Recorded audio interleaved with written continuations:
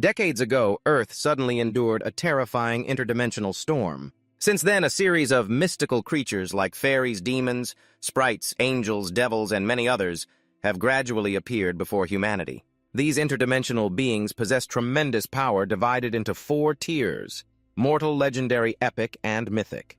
Their 6 abilities and destructive power far exceed human imagination. Unfortunately, humanity only belongs to the lowest and mortal tier. However, humans can cultivate elemental energy techniques to enhance their physical strength. Besides that, they have another way to become strong, hunt interdimensional creatures, extract their elemental crystals from their corpses to absorb. But not only do their formidable powers pose difficulties, the habitats they live in treacherous lands also put humans at life-threatening risk. Back to reality, in a classroom teacher.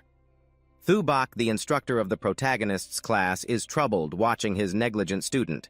The teacher loudly calls Chu Van but gets no response. He calls again, but silence remains. The whole class instinctively turns their gaze to a corner at the back where a male student, indifferent to studying, uses his book as a shield and sleeps soundly on the desk. Even when called by the teacher, he remains unaware. That is Chu Van, our protagonist, a young man with a shabby appearance but actually hiding astonishing power. Seeing Chu Van's rundown state, teacher Thubak sighs with regret. He suddenly recalls the principal's words from a bright morning when they were walking along a path on campus. The principal, in high spirits, once said, "Thubak, geniuses in this world are divided into 2 types. Do you know what they are?" Without waiting for an answer, he continued. "One type is Chu Van, and the other is all the other geniuses." That assessment showed how much the principal once believed in Chu Van. Yet now he looks so degenerated. When the bell announcing recess rings, Chu Van's most anticipated moment arrives. The young man who was just sleeping soundly suddenly jolts up like a zombie, exclaiming, "Let's get out of here." Then, as fast as the wind, he rushes out of the classroom. Teacher Thubak watches him go, shaking his head in frustration, silently thinking the principal was mistaken about him. Meanwhile, Chu Van pays no mind to others' gazes, striding hastily toward a secret place. Finally, he stops at the deserted sports field, a vague figure alone. What shady plan is Chu Van scheming now? He finds a hidden corner to sit down and immediately pulls out a mysterious phone. Since owning this device, his life has completely turned upside down. He no longer studies seriously nor trains diligently.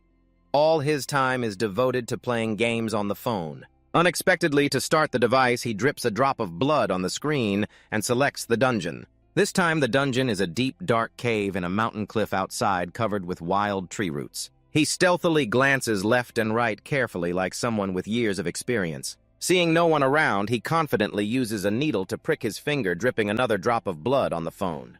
The screen immediately switches, beginning to create the game character. When completed, a cute chibi version identical to Chu Van appears, adorable like a cheese stick. Without hesitation, he controls the character to venture deeper into the cave. Looking at the mysterious phone, Chu Van smiles. It holds an earth-shattering secret. Increasing the character's power in the game means boosting his real-life strength. Safe, fast, truly marvelous. Just entering the cave, he encounters a giant green ant blocking the path. A fierce battle breaks out, fists and kicks flying wildly. The mighty mortal class ant is no match for Chu Van. Each one he defeats easily. In the Federation, 16-year-olds cultivating elemental energy are not rare, but like Chu Van, achieving it through hard training without external help is as rare as stars in the sky. Teacher Thubak and others once believed he would be famous, but a past incident changed everything. Back then, Chu Van was top-ranked among his peers, yet everyone was stunned when a strange female student came to challenge him. That girl appeared out of nowhere and dared to challenge the #1 student. Truly arrogant. As a talented student, Chu Van had no reason to be intimidated. You asked if they had met before, but the girl didn't answer, just beckoned coldly. "Hurry up!" Chu Van rushed forward, throwing punches. Unexpectedly, the girl didn't bother to block, but with a single kick sent him flying like a bird rolling 3 or 4 meters. Pathetic, like a son-in-law who just met the family and was humiliatingly defeated. Chu Van's attribute board last month showed mortal-level life strength, 7 speed, 4 body, 7 with 1 original energy possession and an original energy meditation skill, but no original energy techniques. Now his stats have clearly increased, no doubt thanks to the hack software on the mysterious phone. He sighed. If he kept practicing meditation for a few more years, he still couldn't achieve such rapid progress. Unfortunately, the energy crystals from the game can't be taken outside. Otherwise, just selling a few would make him rich, not a poor nobody like now. Lost in thought, he almost died. A blazing red ant suddenly charged, very different from the green ants earlier. Luckily, Chuvan quickly jumped to dodge the strike. The ant turned its gaze as if to say, "You're lucky, but you won't escape, boy." According to the system, this is a mutated red giant ant. After judging for a moment, he realized it was stronger and faster than the previous ones, but if careful, he still had ways to deal with it. However, this ant played dirty, snapping its fingers and summoning 500 ants as numerous as a Mongol army to swarm Chuvan. Just at the tense moment, a red-haired girl appeared. Chuvan immediately recognized Fung Yuk-tik. Why was she here? He thought silently. Could she be looking for him? His face darkened, trying to act normal, but inside wanting to shout, "Damn it! Why did she come at this exact moment?" He absolutely could not let her discover the secret of the phone. Even while fighting, he couldn't leave, but he reassured himself after all others only see him as a failed gaming addict. What he didn't expect was that she came to invite him to join the year-end practical exam team. Chuvan was stunned when Fung Yuk-tik suddenly invited him to join the team. While puzzled, he had to control his game character to deal with the ant swarm, sweating profusely. Seeing him flustered, Fung Yuk-tik explained, "I just want to get a high score in the practical exam, so I need strong teammates." "You're exactly the person I need." Chuvan was confused. In everyone's eyes, he was just a wreck. So why did she believe he was capable? Seeing his self-doubt, she quickly said, "No matter what others think of me, Chuvan is still Chuvan, the opponent I respect most." He asked, "What about Antine?" She smiled. "Don't you see I've been getting beaten up by her constantly?" Then she asked in surprise, "You didn't know?" Antine transferred schools. She said Antine is incredibly strong, coming and going like the wind, just to beat Chuvan for some unknown reason. Chuvan was stunned. He didn't know that big sister, and yet was unfairly beaten because of team issues. Fung Yuk-tik did not look down on him for being weak. Chuvan had no reason to refuse. Good results would help him get into a prestigious university. So they agreed. She had found all 4 members, and every afternoon the group would train to coordinate well for the exam. When she left, Chuvan breathed a sigh of relief and focused on the game to maximize his power. He threw a punch that broke the mutated ant's armor, luckily dropping a crystal. His eyes lit up quickly, picked it up sensing danger. He absorbed the crystal immediately, but before he could rejoice, 3 large, stinky black ants appeared. One ant was hard to deal with. Now he was swarmed by a whole group. The screen went pitch black and his character was defeated. Get up, Chuvan muttered. "Let's check the attributes again." Suddenly, his body felt burning hot as if on fire, pain so intense he struggled to breathe. The crystal he just absorbed was strangely powerful. A thought flashed. Could this be the legendary original energy technique? Gritting his teeth through the pain, he bled slightly and launched the game to check his status board. Sure enough, he now possessed his first original energy technique, the Great Six Divine Fist, Stage 7. The next afternoon, right on time, Fung Yuk-tik brought Chuvan to meet the other 2 members. But when they saw him, both looked displeased, not trusting him, thinking he hadn't trained for over a month and couldn't regain form. One said, "The goal is a top rank in the exam. Chuvan isn't strong enough. If no one else, I can invite someone better than you?" Hearing their disdain, he didn't get angry. The exam results mattered greatly for the future, so their caution was understandable. The other person suggested inviting Trindui, but Fung Yuk-tik strongly opposed it. How could Trindui compare to Chuvan? She was determined to keep him on the team. Seeing her resolve, the other person relented, saying, "If Chuvan could beat me one-on-one, then he could join." Chuvan immediately refused, saying, "No, real combat is too dangerous. If someone gets hurt, it would be troublesome." The other side misunderstood and thought he was afraid, then said the school has a strength testing machine, no one will get hurt, just less fun. He was determined to compete with his opponent. Whoever gets pushed back will be considered the loser. Fung Yuk-tik stood observing from a corner, hearing their plan to settle it, and couldn't help but ponder deeply. Dien Hung-dung practiced Thunderstorm Fist, a type of primal energy skill focused on explosive power. Moreover, he also possessed the primal energy skill Thunder Fist. Meanwhile, although Chuvan diligently practiced harsh meditation due to difficult circumstances, he never spent money to buy primal energy crystals to aid his training and didn't even own a primal energy skill. At a glance, this time, it seemed he would have a hard time coping. But contrary to everyone's expectations, the male lead still firmly walked to the Academy's strength testing lab. Chuvan faced the challenge.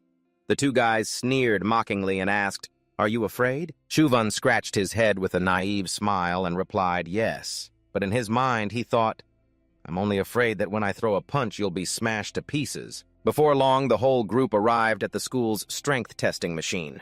The male lead casually asked, "You punch first or me?" He smiled, signaling his opponent to act freely. Without hesitation, Dien Hung-dong immediately rushed forward and threw a powerful punch at the testing machine, wearing a smug grin. The strong strike echoed loudly. The force was indeed terrifying, drawing everyone's eyes to the numbers jumping continuously on the screen, indicating the striker's strength. Finally, the number stopped at 7.6.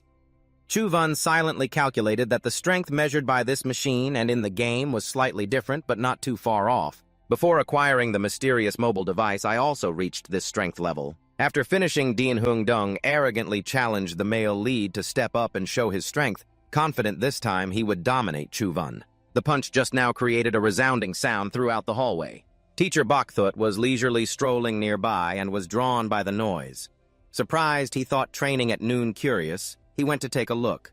When he arrived, he didn't make a sound to disturb them, but was surprised to see Chu-Van present and even preparing to throw a punch at the testing machine. Unlike the flashy Dien Hung-dong, the male lead gently raised his hand, creating a bright golden swirl before throwing a seemingly light punch. But that punch stunned the whole room. Everyone was left speechless with their mouths agape. The testing machine screen displayed the dazzling number 10. Teacher Bokthut, hiding outside the door, was astonished to his core. How could this be? The bald teacher immediately imagined a scenario that Chu-Van was not declining, as rumored. His often dozing off in class must have been due to overexerting himself in training. Recalling what the principal had said, he thought secretly indeed the principal has sharp eyes. Strength level 10 is rare even in the discipline mansion. Secondly, Fung Nyuk-tik broke out in a cold sweat, realizing that was Thon Quyen, the hardest fist skill to train, achieving strength level 10. Without a primal energy skill was truly terrifying.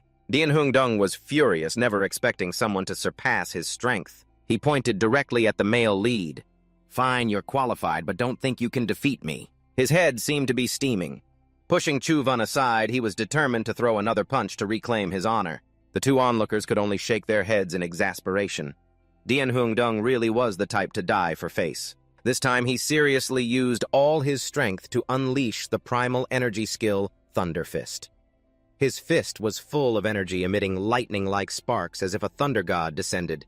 He roared fiercely, "Take this!" then delivered a powerful blow at the testing machine. Thanks to the primal energy skill, this strength level far exceeded the last, surpassing Chu-Van by 1 point, reaching 11. Satisfied with the result, Dien laughed proudly, though still trying to look provocative. How about that? Scared yet? Chu-Van only reluctantly clapped half-heartedly, his eyes still fixed on the machine, making Dien impatiently shout, "Why are you just standing there looking like you've lost? Losing is nothing to be ashamed of." But Dien Hung-dong did not expect Nam Chin at this moment, was only hesitating, wondering if he would be held responsible for breaking the machine by mistake. "Our family is so poor. Where would the money to pay come from?" Seeing Chu-Van hesitate, Dien confidently said, "Just hit it. If it breaks, I'll pay for it." Hearing this, Chu-Van seemed encouraged and immediately prepared to throw the punch. He focused all his energy, emitting a brilliant light. Dien Hung-dong scoffed, thinking Nam Chin was just showing off. "Very impressive, huh? This is a specialized tool to measure maximum force, and it only withstands 20 points. Even high school students reaching that level are rare, let alone breaking it." Chu-Van said nothing, silently delivering a punch with terrifying power like a thunderbolt, the light blinding like the midday sun that no one dared to look directly at. Fung Nyuk-tik, standing nearby, was horrified to realize Chu-Van was using a primal energy technique. When the punch landed, the testing machine's screen cracked wide open, and the entire electrical system was completely destroyed. The whole room turned into a wasteland. None of the four present could believe a high school student could destroy a testing machine to this extent. Although the machine's maximum limit is 20 points, breaking it likely required an extraordinary primal energy technique. Teacher Bokthut, standing outside, recalled Principal Thubok's words. There are two types of geniuses in this world. One is Chu-Van, the other is all the other geniuses." Nam Chin sadly looked at Dien Hung-dong. "Just now you said you'd pay for it. You weren't joking, right?" Dien replied, "Don't worry, we're brothers, just leave it to me." Fung Nyuk-tik's eyes sparkled with interest, thinking quietly that this time she bet on the right person. This guy is even more interesting than I thought. On the bright path of twilight, Chu-Van walked alone, troubled by what Fung Nyuk-tik had revealed. Usually, legendary powerhouses wouldn't bother with mortal-level students. Yet, An Tin actually made a move against a mere mortal student like him, which is hard to understand. He and she had never met. Moreover, he had never left Quiduk Mansion, so how could he have offended such a person? Chuvan's mind was lost in chaotic thoughts. Namchin was deeply troubled and confused, but still couldn't understand why he suddenly heard a phone ringing that pulled him out of his trance. As soon as he answered, he heard Lao Ba's voice, which made him want to laugh and cry at the same time. Lao Ba laughed heartily and asked Namchin if he planned to attend his wedding. It turned out that Lao Ba, a single father who had raised his child alone for years and couldn't bear loneliness, was now working in a distant city, rarely seeing his son. Yet he was about to marry again. Who is Dad marrying? Chuvan thought to himself. Lao Ba was really something. He laughed smugly. Wait a bit, I'll send you a picture. Just a moment later, Chuvan received a photo of his future stepmother, a very beautiful woman. Lao Ba bragged, How about I find you a stepmother? Is it NDT or her name is Aoduong Nam? He also announced the wedding would take place in Luoyang in about a week. Unfortunately, that coincided with the practical exam period, so Chuvan had to inform him he couldn't attend. By the way, he asked Lao Ba about the biscuit tin in the attic. Seeing Lao Ba didn't remember clearly, Chuvan described it in detail. It's an old metal box with biscuits painted around it. When I was little, I used to eat that kind of biscuit, but they're not sold anymore. It's probably a leftover box from before. Yes. Chuvan added, I found a cell phone inside. Did Dad put it in there? Lao Ba thought for a moment and then recalled roughly, it was a white phone black screen. No buttons. But it wasn't his. It was left by your grandfather. He told how Chuvan's grandfather used to be a carpenter in Quiduk Old Town, where many buildings were being renovated. One day he dug up an ancient well that flickered with light inside. The workers thought they had found a treasure, but it turned out to be an old wooden box containing a broken phone that couldn't be turned on. It had no charging port or buttons. Everyone was disappointed, thinking it was a prank, and gradually forgot about it. Chuvan's grandfather casually put it into a tool bag to bring home. When Chuvan was little, his Lao Ba was mischievous and tried to sell that phone for pocket money, but no one bought it, so he threw it into the biscuit box. Chuvan thought to himself how lucky it wasn't sold. Otherwise, he would have cried his eyes out by now. It turns out the phone originated from Quiduk Ancient City, coincidentally also the site of the practical exam. He decided that if he had the chance, he would find out more. As time passed, Chuvan's daily habits remained unchanged. Whenever he was free, he was absorbed in playing games anytime and anywhere. In class, he was carefree, as if at home, sleeping soundly while his friends studied diligently. He only knew to lie down at the back of the class and continue his nap. In the afternoon, he practiced teamwork with his teammates. During break time, he yawned widely and ran to a quiet spot to bury his face in his phone. A few days later at school, while the students were playing around, they accidentally bumped into a strange man. This man's aura was intimidating. Just one glance made the students tremble. Everyone was curious about who this mysterious figure was. Meanwhile, elsewhere, Dien Hung Dung repeatedly apologized to Chuvan why can't join the team. Another group has already invited me. Hearing this, Chuvan didn't worry too much. He only worried whether Fung Nyuk Tit could find a timely replacement or had any backup plan. On the way, he met Li Tri, another member of the group. Chuvan waved hello and casually asked, Have you heard that Dien Hung Dung left the team yet? Unexpectedly, Li Tri hesitated. I'm also planning to leave the group for some reasons. I can't participate in the exam. When Chuvan asked for details, he only replied, Don't ask. I can't say. I just apologize. But things didn't stop there. Even Fung Nyuk Tik sluggishly came to apologize. I'm really sorry. Before she could finish, Chuvan interrupted. I know. It's okay. The one who should apologize is me for involving everyone. He gently comforted her. It's still early. Hurry up and find new teammates. You must achieve good results. This made Fung Nyuk Tik feel even more guilty. She warned, I don't know that person's background, but their standing is very high. Be careful. Chuvan was confused, wondering where to find new teammates now. The exam time was approaching. Passing by the homeroom teacher's office, Teacher Bok Thwat called him in, speaking seriously about something that needed discussing. And Dukwin's real name is Nthinta? You really don't know him? Chuvan firmly said, I don't know him at all. Teacher Bok Thwat shook his head, puzzled. Strange. Why would a high-ranking person like him come here to personally reprimand a high school student like you? Chuvan asked in surprise. Who is Nthinta? Teacher Bok Thwat explained carefully. The Earth Federation is divided into 4 military zones, east, west, south, and north. Teacher Antheen Ta, though young, comes from a prestigious family. Just over 20 years old, he already holds great power in the Eastern Military Zone. He is a high-ranking officer in the military. Chuvan doubted. Does he want to target me? The teacher replied, not necessarily, but with his status, he surely has many sycophants ready to cause trouble for you. The teacher sighed. If he is such a big official, wouldn't he know that just one word from him could ruin someone's future? Also, is there any connection between Ondokwan and Ontin? Teacher Bok Thwat shook his head, unsure of the relationship, but reminded the deadline for exam registration is tomorrow. You still don't have a team, so you probably won't be able to register. Then Teacher Bok Thwat suggested a problematic student named Li Huyen to Chuvan. If he agrees to form a team with Nam Chin, no one would dare to give you trouble anymore. However, the condition is that Chuvan must fully support Li Huyen to achieve excellent results, and he must become the best player in the Nam Chin team. Thinking it over, he asked, You mean you want me to be Li Huyen's lackey? The teacher replied, Though you can't win first place compared to being disqualified from the exam, this is still a good option. After reconsidering, Chuvan thought the teacher was right, so he reluctantly asked him to contact Li Huyen on his behalf. On the way to Nam Chin, he called Lao Ba on the phone to ask if he knew anyone named Ondok Kwon, also known as Antheen Ta. Unexpectedly, Lao Ba, who was usually unreliable, asked back, How do you know Antheen Ta is my new big brother? Hearing that Antheen Ta was Lao Ba's big brother, Chuvan was shocked, his heart nearly dropping. Oh my God, I suddenly have a big brother, and this big brother even comes to school to give me a hard time. This is just terrible luck. But that wasn't all. Lao Ba also added, Antheen Ta is Tiu Lam Nyun, and you also have a younger sister named Anteen. At this point, Chuvan broke out in a cold sweat and hurriedly asked Lao Ba, What is your relationship with Antheen Ta? Old Ba laughed loudly. Very good. Thien Ta and Antin both respect me greatly. After ending the call, Chuvan was tangled in confusion.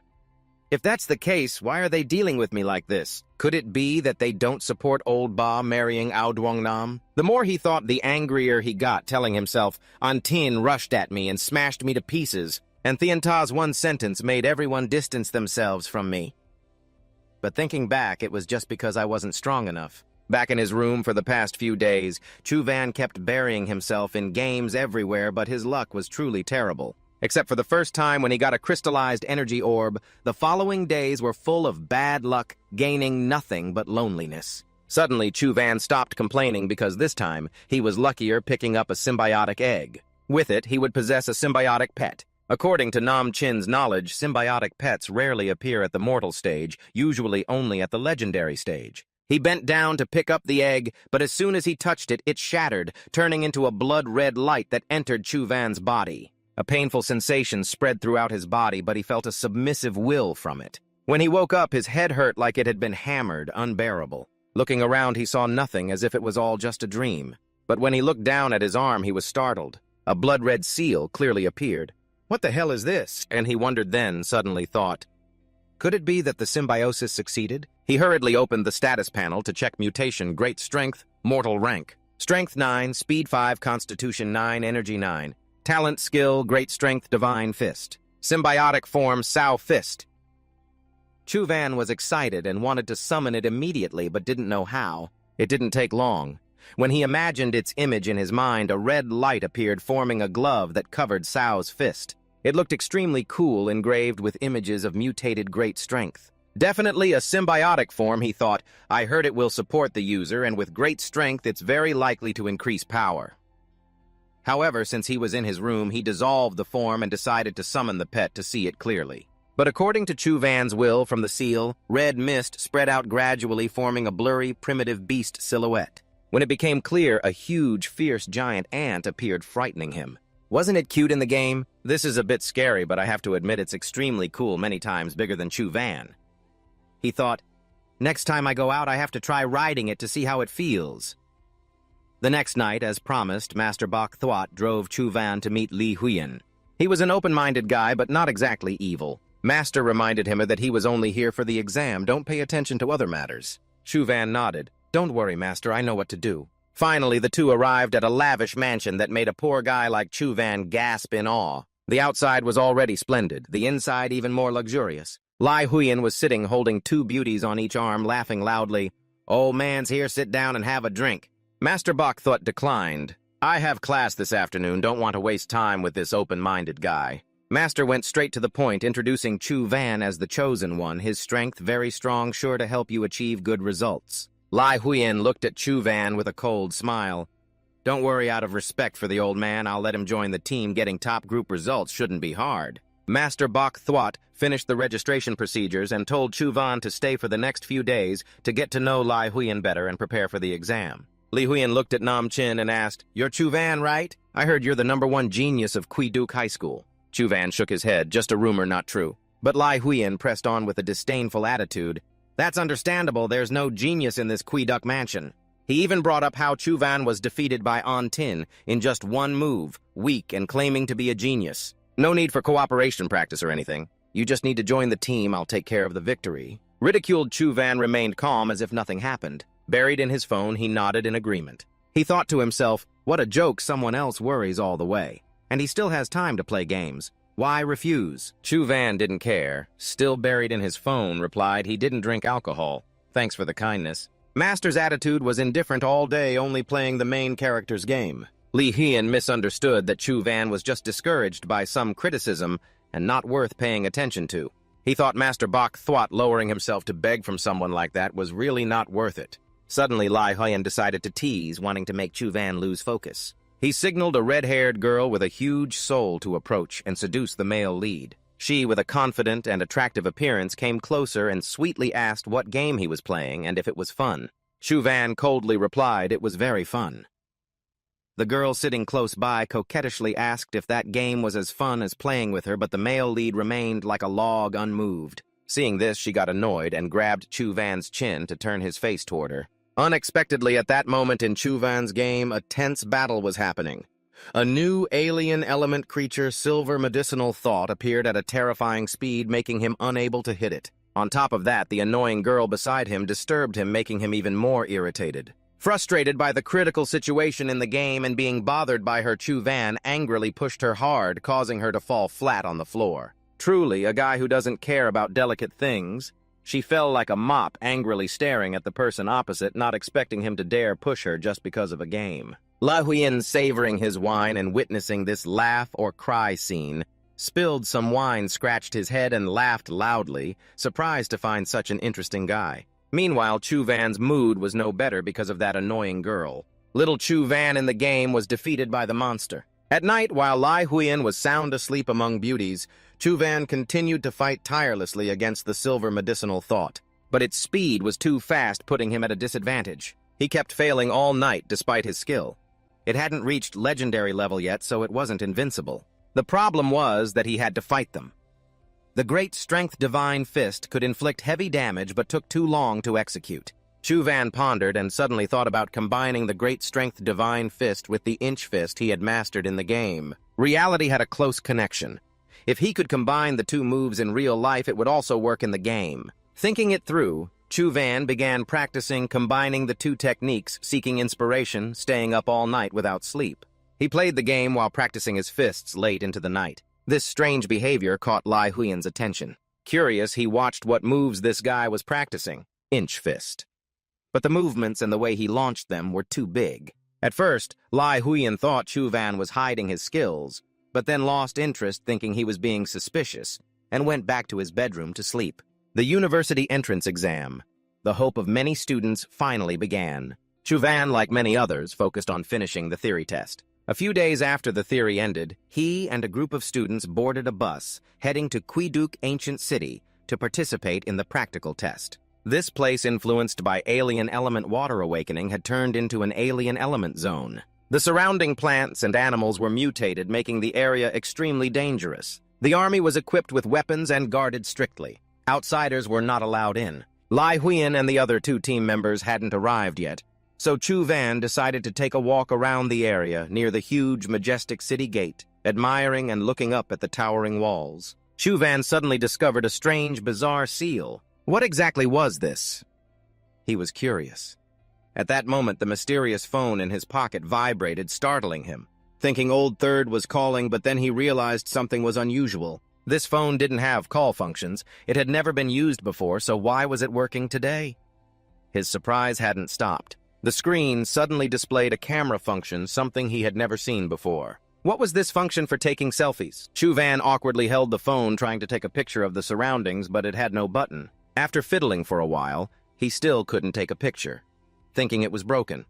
Everything was normal until he accidentally brought the strange seal on the city wall into the phone's view. Suddenly, the phone beeped continuously as if confirming something. The screen changed, showing something being automatically downloaded. Chu Van vaguely associated this with something but wasn't sure yet. Unexpectedly, his intuition was right. The mysterious phone had turned Quiduk Ancient City into a game dungeon. With nothing else to do, he bit his hand to draw blood and used it to log into the game. Xiao Chu Wen walked through the copy, unable to help, but exclaimed that it really had turned into a game. After going a bit into the city gate, Chu Wen encountered the first alien creature, a dry-bone soldier. As soon as it saw humans invading, it charged in to attack without a word. Although it was the first encounter after a few moves, Chu Wen judged its speed and strength were not too strong, much easier to handle than those ants. He gathered strength into his arm and threw a powerful punch. If I got beaten by those big smelly ants, how could I not beat you? One punch struck and the dry-bone soldier shattered into pieces. Luckily, he picked up a blue crystal unbelievable to get a skill crystal on the first try, a lucky spirit crystal. Finally noticing him, Chu Wen absorbed the crystal without hesitation. Immediately, a stream of blue energy entered his body, but this time he didn't feel pain, like when absorbing the Great Force Divine Fist. If he remembered correctly, the dry-bone soldier's skill was Dry-Bone Spear, a low-level elemental skill with small power but low elemental energy consumption. When I get deeper in, I'll test its power. At this time, Chu Wen summoned a giant force warhorse and climbed on it. One man and one ant dashed forward looking cool like they were racing in the Li Huang Open Cup. The deeper he went, the more dry-bone soldiers appeared, but they were all smashed by Chu Wen, his momentum surging forward like a roaring song. However, the joy didn't last long. Chu Wen's face darkened with frustration, realizing that except for the first crystal, he hadn't picked up anything else along the way. Just then, Chu Wen was startled by a sudden sound. Curiously, he asked what was in front of him. It turned out that because he had defeated too many of the enemy's minions, their boss had come all the way to the gate. It was a dry-bone boss riding a warhorse holding a spear. Its whole body was engulfed in raging flames. At first, its eyes looked fondly at Chu Wen, but suddenly they turned icy cold. The terrifying glare was as if it had just swallowed an overdose of elixir. It charged straight at Nam Chin. In the blink of an eye, the monster appeared before him. Unexpectedly, its speed was that fast. Truly, the boss of that group was formidable. Chu Wen hadn't even uttered a word before both he and his ant were pierced through by a spear turning into skewered meat. A player holding a phone saw the words "Game Over." Chu Wen was still stunned, not understanding why he lost so quickly. Putting away his phone, he looked toward the city gate and silently thought this enemy was too strong this time. He hoped that in the real battle test at the ancient city he wouldn't encounter it. Suddenly, he heard a noise behind him. He reflexively turned around and unexpectedly saw Anting, that Bala demoness. Who knew she had been standing behind him all along? Her face was not friendly at all. Without a word, she threw a punch at Chu Wen. He could only swallow hard, thinking she was legendary rank while he was still mortal rank. This little fan is going to get beaten. But unexpectedly, Anting stopped her attack. She pulled out a USB and coldly said, "Your third brother asked me to give this to you." She continued with contempt. This time, Uncle Fang's effort was wasted. Even if a fallen person has good stuff, it's just wasted. Before leaving, she left a warning: never claim to be part of the Yen family again. The Yen family doesn't have weak and incompetent people like you. Chu Wen clenched his teeth in anger. Since when did I become part of the Yen family? She beat me to pieces. My brother causes trouble. Clearly, I'm the victim. He could only blame his miserable fate. The victim's life is too salty, so the next generation is thirsty. Who told third brother to be so ruthless? Just as he was dazed, he heard his name called. It was Li Xuan leading two subordinates appearing. Truly a young master going into real combat, looks like he's on a vacation. Dressed sharply, Li Xuan slung an arm around Chu Wen's shoulder and laughed loudly. I accepted the old master's request. This time, just relax and enjoy the wins. Follow me and leave all the point scoring to them. Hearing Li Xuan say that Chu Wen was secretly relieved. Drooling almost. Great, no need to try hard. I still have time to play games. The two henchmen confidently patted their chests. Leave everything to us. But Quiduk Fu is as small as a nostril.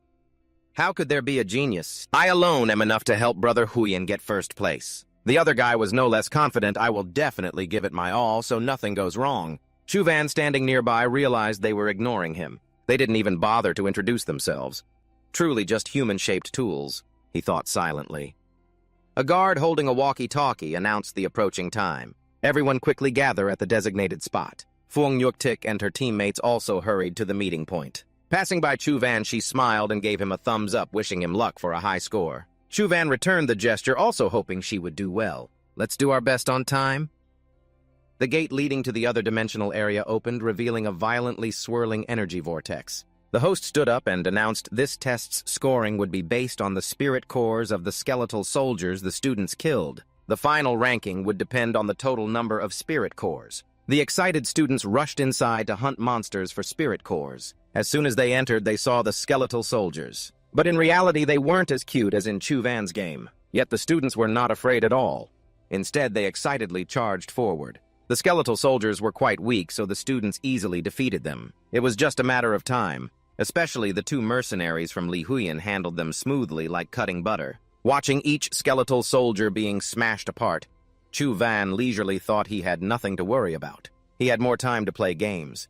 He immediately pulled out his phone and started playing as usual. Li Huyan was speechless seeing this. Playing on your phone at a time like this. But Chuvan's eyes brightened when he realized the surroundings looked exactly like in the game. From the city gate to the surrounding architecture, a terrifying thought flashed. Could the game's setting be taken entirely from reality? That terrifying Skull Knight must be somewhere here too. Luckily, according to the game map, that area was still quite far away. As long as he didn't leave the competition zone, he wouldn't encounter that monster. But life's not a dream.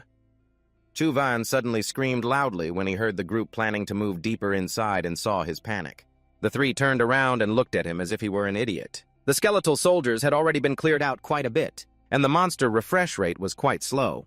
A blonde guy suggested, "To get a high score, we have to go deeper to kill more monsters." Chuvan kindly reminded everyone that going deeper might be dangerous. The blonde guy angrily said, "If you're scared, stay here alone. To be number one, you have to go deeper and kill more monsters." The guy wearing a black hat agreed. "I have a map of the nearby area. As long as we don't go too deep, it should be fine." Seeing their reasoning, Li Huyan nodded. "Let's go." Chuvan has unexpected issues, but they have it covered, no need to worry. Chuvan was awkward, unable to say directly that a huge monster was waiting ahead to take their lives. So he followed, thinking if they met it, at least he could help Li Huyan escape. So the four of them went deeper at a fast pace. The monsters blocking their way could only blame their bad luck when the blonde guy kicked one to death instantly. The black-hatted guy was no less fierce. He threw a punch like thunder, smashing the monster's chest until it died like never before. "Do whatever you want to do," Chuvan thought silently. Walking behind the group, Chuvan strolled leisurely, holding his phone focused on playing the game. But contrary to his relaxed appearance in the game, he was getting torn apart. The power gap was too big. Every time he faced the boss Nam Chin, he immediately turned into a kebab. He kept dying countless times with the game over message mocking him. Chuvan's face darkened in frustration. No matter how he dodged left or right or jumped, the boss's attacks easily defeated him in one hit. Its power was even more overwhelming than the silver-winged flying ants. However, it wasn't without gains. Chuvan keenly noticed the boss didn't maintain high speed continuously, but only surged suddenly when attacking. This must be some kind of damn energy technique. He thought to himself that at this rate the whole group would end up getting boxed meals. Meanwhile, Li Huyan's two henchmen kept hunting monsters relentlessly. When they defeated a dried-up skeletal soldier, a red core pellet dropped. The blonde guy immediately picked it up and handed it to Li Huyan to claim the spoils. Li Huyan happily praised everyone, saying they did a great job. Seeing no way to handle the boss, Chuvan suggested they had enough points and the two should head back. But before Li Huyan could decide, the blonde guy angrily shouted, "It's still early, why rush? You don't need to step in." The guy with the hat agreed.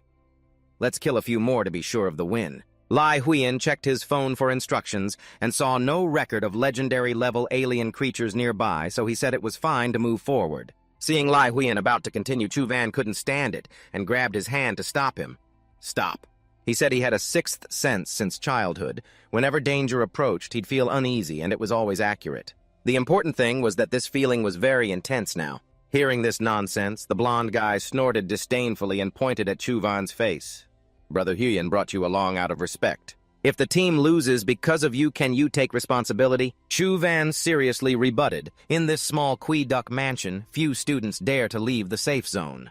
I've got a high score already. Just killing more dried skeletons in this area is enough to maintain the advantage, no need to risk going into the unknown. His words made Lai Huyan hesitate and consider agreeing to return. But just then an unexpected event happened. A blue blade came flying at a terrifying speed from nowhere. Caught off guard, Lai Huyan was stabbed through the stomach. The biggest surprise was that the attacker was the guy with the hat whom Lai Huyan had invited to the team. The blonde guy was stunned and could only shout the traitor's name, Jiang Hao. He thought that just yelling Jiang Hao's name would make him drop dead. But being too slow, the blonde guy was also slashed once, and it was unclear if he survived. Looking down at the defeated opponent, Jiang Hao muttered something Chu Van couldn't hear, but guessed he was thinking, "What kind of monster have you been eating to be this stupid?" Despite severe injuries, Lai Huyan stood up again. The huge wound closed so fast it was visible to the naked eye. His gaze sharper than ever, he almost whispered, "He's the second brother you sent right." Jiang Hao was shocked to recognize it as the innate, invincible divine skill. Unexpectedly, a playboy like Lai Huyan had mastered this top-tier primal energy technique. Unlike primal energy skills or core pellets from alien creatures, human primal energy techniques are distilled from humans themselves with cultivation methods determining limits. The innate, invincible, divine skill is primal energy far beyond the mortal and legendary stages, enabling the user to reach the rare Reaper level. But it is said that to cultivate this skill, the practitioner must be a pure male. Losing virginity would ruin all efforts, just like the Ghost Flower Manual in Jin Yong's stories. What amazed everyone was that a philanderer like Lai Huyan was still intact. The blonde guy, tough as a leech, got up and scolded Jiang Hao. "I didn't expect you to help Lai betray Brother Huyan." Jiang Hao swung his sword calmly. "Two kings can't share one mountain. This is just my choice." Lai Huyan was furious. He never intended to compete with the second brother, but was pushed into a corner. Jiang Hao sneered coldly. "If you want to blame anyone, blame yourself for pretending to be a pig instead of being one." With that, he slashed swiftly toward Li Huyan like the wind. It seemed the blade would seriously wound Li Huyan, making defense difficult, but no. He just leaned lightly and easily dodged. The blade flew far away, stabbing into the ground and causing a tremendous explosion. Even seeing Lai Huyan escape, Chu Van and the blonde guy couldn't feel happy, only more panicked. They realized Jiang Hao possessed a fierce, fake, violent Qilin and extraordinary power. The blonde guy shouted in disbelief. "It's just a mortal-level being. How could he own a legendary creature?" In contrast, Lai Huyan calmly explained without worry, "Nothing strange. As long as a legendary being willingly pays a high price to transfer an alien creature's egg to someone else, it's possible." At the same time, he pulled out a yellow egg. Jiang Hao, holding the fierce blade, approached and praised Lai Huyan. "You're smart. Looks like your second brother wasn't wrong. But smart people usually don't live long." He rushed forward, swinging his blade down, determined to take Li Huyan's life. But something unexpected happened. The playboy heir, once considered useless, gripped the blade firmly with his bare hands. This action terrified Jiang Hao, completely shattering his initial perception. Not stopping there, Lai Huyan's arm suddenly transformed, covered in hard scales like obsidian, black as a beast's claw. His eyes turned icy cold. The image of the carefree young master vanished, replaced by a monster risen from hell. With just a light strike, Lai Huyan knocked Jiang Hao away, slamming him hard to the ground, tumbling like a kite with a broken string, flying 4.5 meters before stopping. Jiang Hao was horrified, never expecting Lai Huyan to also possess a legendary creature. As the dust cleared, Lai Huyan appeared like a war god, his entire body covered in dark iron armor, his sharp gaze fixed on the traitor. He stepped forward toward Jiang Hao, who was filled with extreme fear. Seeing he couldn't fight back, Jiang Hao hurriedly fled like the wind. But Lai Huyan wasn't about to let the traitor go after all he had done. He powered up and charged after him like a comet. The worst off was Chu Van, only at the mortal embryo level, while the other two both had legendary creatures. Worse, he realized the direction they were running led straight to where the giant crab boss reigned. Chu Van silently cursed his luck and hurried after them to stop them, but was too late. Annoyed at losing their trail, the blonde guy, as tenacious as a leech, woke up and shouted, "Why didn't you chase after Brother Huyan?" "What are you just standing there for?" Chu Van replied indifferently. "I beg you, if you're so good, you go ahead then." The man angrily yelled at the coward for endangering Brother Huyan by taking care of a useless guy like him. No matter what he said, Chu Van knew he wasn't cowardly. It was just that chasing after them wouldn't solve anything against the two legendary creatures of Li Huyen and Zhang Hao. He couldn't help any further. The terrifying giant crab boss awaited ahead. If they encountered it even with legendary creatures, both would hardly escape death. Going there now would only be throwing themselves into the trap. Thinking quickly in this urgent situation, the only way to help Lai Huyen was to figure out how to deal with the boss in the game. Little Chu Van quickly sought out the boss in the game. This time, the boss's minions were much fewer than usual. By instinct, Chu Van wanted to retreat from the overwhelming assault, but his reason stopped him. Running away meant certain death. Just as expected, when approaching the boss, it swung its spear down like lightning. But this time, Chu Van flipped away under the horse's body. The boss was furious at being tricked, swinging down again, but missing. It swung its spear horizontally, but Chu Van nimbly dodged all attacks thanks to experience from previous times he'd been skewered. No matter what angle it attacked from, he reacted in time. Enraged at being taunted by the brat, the boss unleashed its ultimate move to purge the intruder. Chu Van broke out in cold sweat had the boss already unleashed its ultimate move. As predicted, he was nailed to the ground again. Turned into roasted meat, dead as dead can be. But there was no time to try again. Chu Van put away his phone and thought, I'll go ahead first and figure this out. But this time, despite failing, he discovered a blind spot under the boss's horse. If he leveraged it well, there was a chance to survive. He hurried to the scene of Li Huyen and Zhang Hao's fight.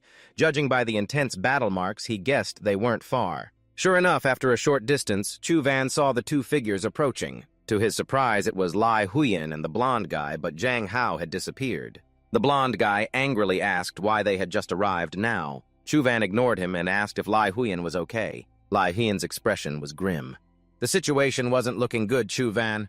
Looking in the direction Lai Huyen pointed, Chu Van was startled and horrified at what he feared most. A giant skeletal night boss riding a warhorse wielding a long, sharp spear like the Saigon Bridge radiating an intense blue flame. He gawked. This was the true form of the skeletal knight. Nothing like the cute boss in the game at all. From one shock to another, unexpectedly, Zhang Hao, thought to have vanished, appeared stealthily hiding behind the skeletal night boss. Even more shocking, he wasn't attacked by it. A whole series of question marks formed in Chu Van's mind. Observing closely, he was sure it was because of the armor he wore. Thinking about the possibility that the armor is another legendary-level creature. Chu Van, a poor man who just wanted to give up on life. Truly crazy about the deadly envy of the rich life. He turned to tease Lai Huyen. It seems your brother really wants to kill you. This scheme is quite serious. Suddenly, the boss's deep voice rang out. The intruder must be eliminated. The cold sound left no time for the two to talk. It urged his horse forward. Seeing the critical situation, Lai Huyen pushed Chu Van back and shouted to retreat quickly. He stood in front, casting a skill to create a sturdy shield to block the boss's storm-like attack. But what Lai Huyen didn't expect was the opponent's overwhelming power. The shield quickly cracked and shattered after just a few seconds. The impact caused a shockwave explosion, sweeping the area, sending dust and rocks flying everywhere. The chaotic wind scattered wildly. The weak blonde man was blown away like a kite with a broken string. Chu Van struggled to defend silently, thinking he hadn't finished worrying about himself yet. He could only blink and watch him fly away. But that tough guy wasn't dead yet. He only coughed up a bucket of blood.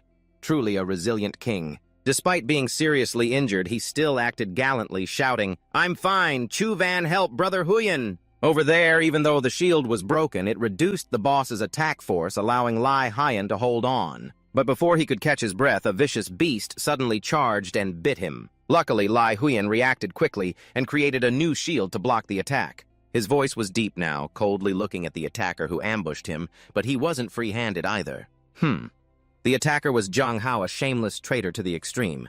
Taking advantage of Lai Huyen's focus on the boss, he attacked from behind. He even taunted, I want to see how long you can hold out against two enemies. He charged up to join the boss in attacking Lai Huyen together. Li Huyen had to block the boss's super strong blows while dealing with Zhang Hao. Li Huyen immediately fell into a disadvantageous position.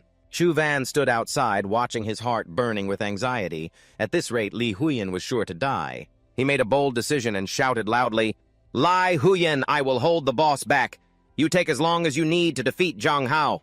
Li Huyen, struggling to defend, gritted his teeth and replied, I need 2 minutes. Even in a weak position, he was confident that 2 minutes was more than enough. You just hold it back. Zhang Hao overheard the conversation and sneered, a mere mortal dares to fight a bone knight, truly courting death. Chu Van didn't bother and took off his jacket, declaring, "I'll buy you those 2 minutes." He rushed into the battlefield, drawing the boss's attention with provocative actions. He waved his hand teasingly. "There's a lot of blood here, come here." Sure enough, this behavior angered the boss, causing it to shift its target to Chu Van. Its fierce gaze seemed to say it wouldn't leave without killing him. Thanks to his gaming experience, Chu Van bent down to dodge the first spear strike. Noticing the boss's moves resembled the game, he gained more confidence. But the joy was short-lived. The boss changed its move, no longer using the spear, but charging with its horse's hooves. Chu Van thought to himself, "Good thing I dodged, or I'd be shattered like porcelain under the horse's hooves," showing the terrifying power. The boss on horseback wasn't idle, swinging the spear continuously, forcing Chu Van to dodge left and right. He realized the boss's attacks were much more agile in reality than in the game. Seeing he couldn't hit the boss, gathered strength and swung the spear horizontally with great force. "This fan's getting a boxed meal," probably Chu Van's thought. But skillfully, he bent down and rolled under the horse's belly, then quickly struck the horse hard. He thought this would trouble the opponent, but neither the horse nor the boss moved unmoved like a mountain. Chu Van's strike was like a mosquito bite, not even enough to scratch an itch. He was disappointed. Did this guy really have no weakness? The blond man, just recovering from coughing blood, looked at Chu Van in horror. No pet yet, still holding back the bone knight. Zheng Hao fighting Lai Huyen was also stunned. This couldn't be happening. Lai Huyen laughed coldly. "You dare slack off while fighting me? You're asking for death!" He unleashed full power, breaking Zhang Hao's armor with a storm-like punch. The force was so strong, Zhang Hao flew like a torn sack. Barely regaining balance, Zhang Hao angrily shouted, "Lai Huyen, come here and see who dies first, me or useless Chu Van!" Fighting the skeletal knight first. Li Huyen, like a war god, charged forward and struck him with relentless attacks like crashing waves. No longer having to fight one against two, Li Huyen took the initiative to hang Zhang Hao up, hitting him like a moving sandbag. The next target was his strange armor. Just breaking it would make everything easier. Li Huyen launched his strongest strike aimed at Zhang Hao's chest where the armor was. The blow caused him serious injury. More importantly, the armor shattered. Chu Van sensed the unfavorable situation. Zhang Hao summoned the fierce Baolan Sa. Li Huyen was astonished and mocked. "I didn't expect you to unleash the true form of the Baolan Sa already." He was confident. "This beast can only trap me for a few seconds." But Li Huyen was mistaken. Zhang Hao's real target was not him, but Chu Van. Then Zhang Hao confidently said, "Just a few seconds is enough for me to kill that useless Chu Van." He quickly closed in behind Chu Van, swinging his blade down forward. The super-strong skeletal boss was also rushing in. The situation was critical. Li Huyen worriedly realized he had misjudged the situation but was helpless to intervene in time. Unexpectedly, in that desperate moment, Chu Van moved like a flexible dancer, dodging both attacks simultaneously. Not only that, with battle instincts sharp as an old wolf's, he immediately counterattacked. The strike was so unexpected that Zhang Hao couldn't react in time. He could only shout to the heavens as he took the hero's punch. He was terrified. "The power of this strike is enormous. I can't believe Chu Van also has a companion beast." At that moment, the remaining armor on Zhang Hao's body shattered instantly.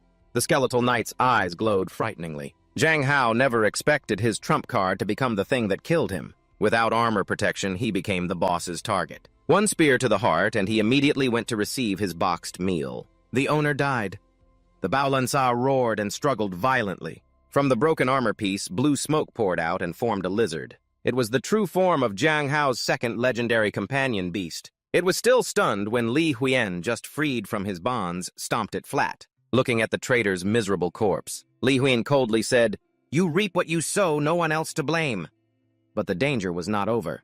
The skeletal boss was furious, entering a berserk state. It launched attacks wildly like a furious storm. Chu Van realized this strike was too fast to dodge. He gritted his teeth, preparing to block. "I think this fan's done for." Just then, Li Huyen appeared in time to block the attack for him. The boss's power surged.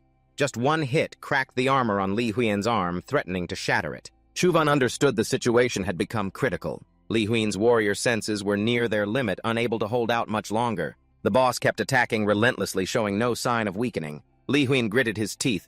"I'll hold it back. You choose the moment to deliver the finishing blow." Facing such a fierce beast was tough. Seeing Chu Van hesitate, Li Huyen angrily shouted, "If you don't hurry, you'll be dead right now." "Big brother, sorry, I can't take it anymore." He sweat nervously, begging, "Come on, hurry up." Seeing Li Huyen still resisting, Chu Van felt reassured and charged into battle. His arm flared up like a fire, radiating intense heat. He threw a full power punch. The flames engulfed the boss like a raging storm, causing an explosion that blew everything away, dust and smoke swirling. Chu Van thought this strike would at least take half its life. But when the smoke cleared, the boss still stood tall. Only a scratch truly tough. Chu Van tensed up. The boss charged fiercely again, swinging its spear hard. Chu Van dodged cleverly, and when it was out of energy and exposed, he leapt into the air and unleashed a flurry of attacks covering the sky. A loud explosion blew him back, but when the dust cleared, the beast was still intact with only a scratch. Li Huyen sighed helplessly. However, Chu Van suddenly noticed something and shouted about the wound. Li Huyen immediately understood. The crack on the boss's head was still not healed. The two coordinated perfectly. Li Huyen used himself as a springboard to launch Chu Van higher to create an opening. He charged to attack the horse directly to distract its attention. The armor on Li Huyen's body shattered, but he didn't care, shouting loudly, "Now's the time!" Chu Van didn't disappoint, leaping up and throwing his strongest punch. His whole body moved like the wind. The punch smashed forward like a meteor aimed straight at the boss's head. Indeed, both of their guesses were correct. The skull was the weak point. One thunderous strike shattered the boss's headpiece. Chu Van exhaled in relief. Finally, success. The once invincible monster was now in a pitiful state unbearable to watch. Its whole body emitted smoke and gradually dissipated, leaving only dust behind. Among it, something shiny caught their eyes. A pet beast egg. All right. Chu Van stepped forward to pick up the pet beast egg while Li Huyen casually praised, "Still lucky, not bad." Then he turned and left, showing no intention to compete for it. Chu Van asked in surprise, "You're not going to take it?" Li Huyen replied, "Keep it. This is your reward for helping me. Without you, I probably would have stayed here. I'm just a poor nobody." Chu Van didn't know how to be polite, and immediately accepted, "Then I gratefully accept your kindness." But Li Huyen reminded him, "Remember, a common-grade cultivator like you isn't strong enough yet to refine a legendary companion egg. It's better not to refine this dry-bone knight's egg for now." Meanwhile, Li Huyen showed interest in the pet on Chu Van's arm. He asked, "How did you get a companion certificate like that?" "I had to rely on the innate, unbeatable divine skill just to barely become a mysterious armored warrior." At first, he thought Chu Van was hiding skills, but when he found out it was just a common-grade pet, he lost interest. Li Huyen explained, "The weaker the creature, the harder it is to nurture companion eggs. In other words, common-grade eggs are even rarer than legendary ones." He was jealous and pressed, "Where exactly did you find that thing? Luckier than me." Chu Van dodged, changing the subject to Zhang Hao's death. Li Huyen was indifferent and didn't care. "He brought it on himself. I'll handle it after the battle." Their relationship became closer. Li Huyen slapped Chu Van on the shoulder enthusiastically. "Once you're out, if you want to go to college, just tell me. I'll help you register." Finally, the three-person team successfully left the alien dimension. Li Huyen went to talk with the person in charge of handling everything. They happily said goodbye. Being a poor nobody, Chu Van had no private car and had to take the bus home. At the stop, he got off and walked, but for some reason felt a cold atmosphere. He was confused, wondering, have I played so many games that I'm anemic? I heard red sugar water is good for blood, not sure if true or not. While walking, he accidentally stepped on something. He stopped and was startled to find a person lying on the road, thinking it was a corpse. Chu Van shouted, but the old man's dry cough startled him back to reality. The man was still alive. Feeling compassionate, he helped the man sit up, leaning against the curb, and asked if he was okay. The old man woke up with a bright smile, saying he was fine, just an old illness flaring up. Hearing this, Chu Van felt relieved and was about to leave to rest, but the old man called out, "Hey, young man, meeting like this is fate. Sit down and talk with me." The old man coughed harshly, as if about to cough up a lung. Chu Van thought he said he was fine, so he'd just let him ask a few questions and then leave, but the old man's awkward question caught him off guard. "Do you like girls with big souls or small?" Chu Van was stunned, wondering what kind of question that was. He stammered and scratched his head. "Maybe choose the girl with the small soul." The old man laughed heartily. Exactly a small soul is true love. Only babies still on milk like the big ones." Chu Van was bewildered. "Oh man, I meant a big soul is inconvenient in battle, hard to keep balance, not like you think." The old man didn't stop and asked, Between a warm, coquettish girl and a fierce, stubborn girl who doesn't listen to reason, who would you choose? Chuvan stammered, thinking who wouldn't like a warm girl, and said to him, "When will you be done?" Regretting deeply, he just wanted to go home, shower, eat, and play games, so he blurted, "I like the sour, fierce girl who doesn't listen to reason." Thinking the old man would be bored, he was surprised when the old man burst out laughing, eyes sparkling. "I found my soulmate." Women like that are interesting, adorable. Warm and soft girls are boring. The old man praised, "You're young, but your eye for girls isn't bad, rare indeed." Chuvan inwardly cursed his mistake. You can't use common sense on crazy people. He thought of Antin Balasat, fierce and stubborn just like the old man described. The old man laughed knowingly. "Few have eyes like you, truly a talent." Chuvan lost interest and just wanted to go home, asking, "Where do you live? Do you need me to take you home?" The old man looked him over and pondered, "Your vital energy is very poor. Even if your eyes are sharp, your strength can't follow your heart." But he said Chuvan suited his taste, then took out a stack of papers. "This is the original energy technique for training. Here it is." Hearing about the original energy technique, Chuvan was stunned. The old man smiled brightly. "As long as you train, no matter how troublesome women are, you can handle them easily.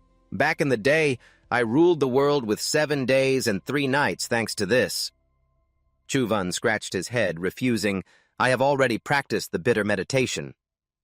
Before he could finish, the old man angrily scolded, "What is this bitter meditation nonsense?" The old man was smug. Though the heavenly devil, true technique is not an advanced original energy technique. It crushes bitter meditation into pieces. Chuvan was horrified. "How do you know I practice bitter meditation?" The old man slowly explained, "Your technique is terrible, but your limbs are strong, your flesh warm and soft. If not bitter meditation, then what is it? Luckily, you haven't practiced deeply, or else you'd have destroyed yourself. Take this. It's 1,000 times better than bitter meditation." Chuvan forced a smile, but still refused. He didn't believe the old man would give something so valuable to a stranger. "I've never heard of the heavenly devil true technique." After speaking, he turned to leave. The old man's expression darkened as he quietly clasped his hands and said calmly, "Stop." Chuvan was terrified when he realized he couldn't move a single step. His entire body felt completely out of control. Suddenly, an invisible, powerful force pulled him backward, sending his body flying until it stabilized. When he regained composure, he realized he had returned to the exact original spot. The old man before him no longer looked cheerful as before. His eyes now burned red like blood, his voice low and full of authority. "I am Tin Dao Tin. I have dominated for over 10 years, and until now, no one has dared to say no to me and lived." Hearing the name Tin Dao Tin, Nam Ching felt as if he had heard this strangely familiar name somewhere before. Suddenly, his eyes contracted as memories flooded back.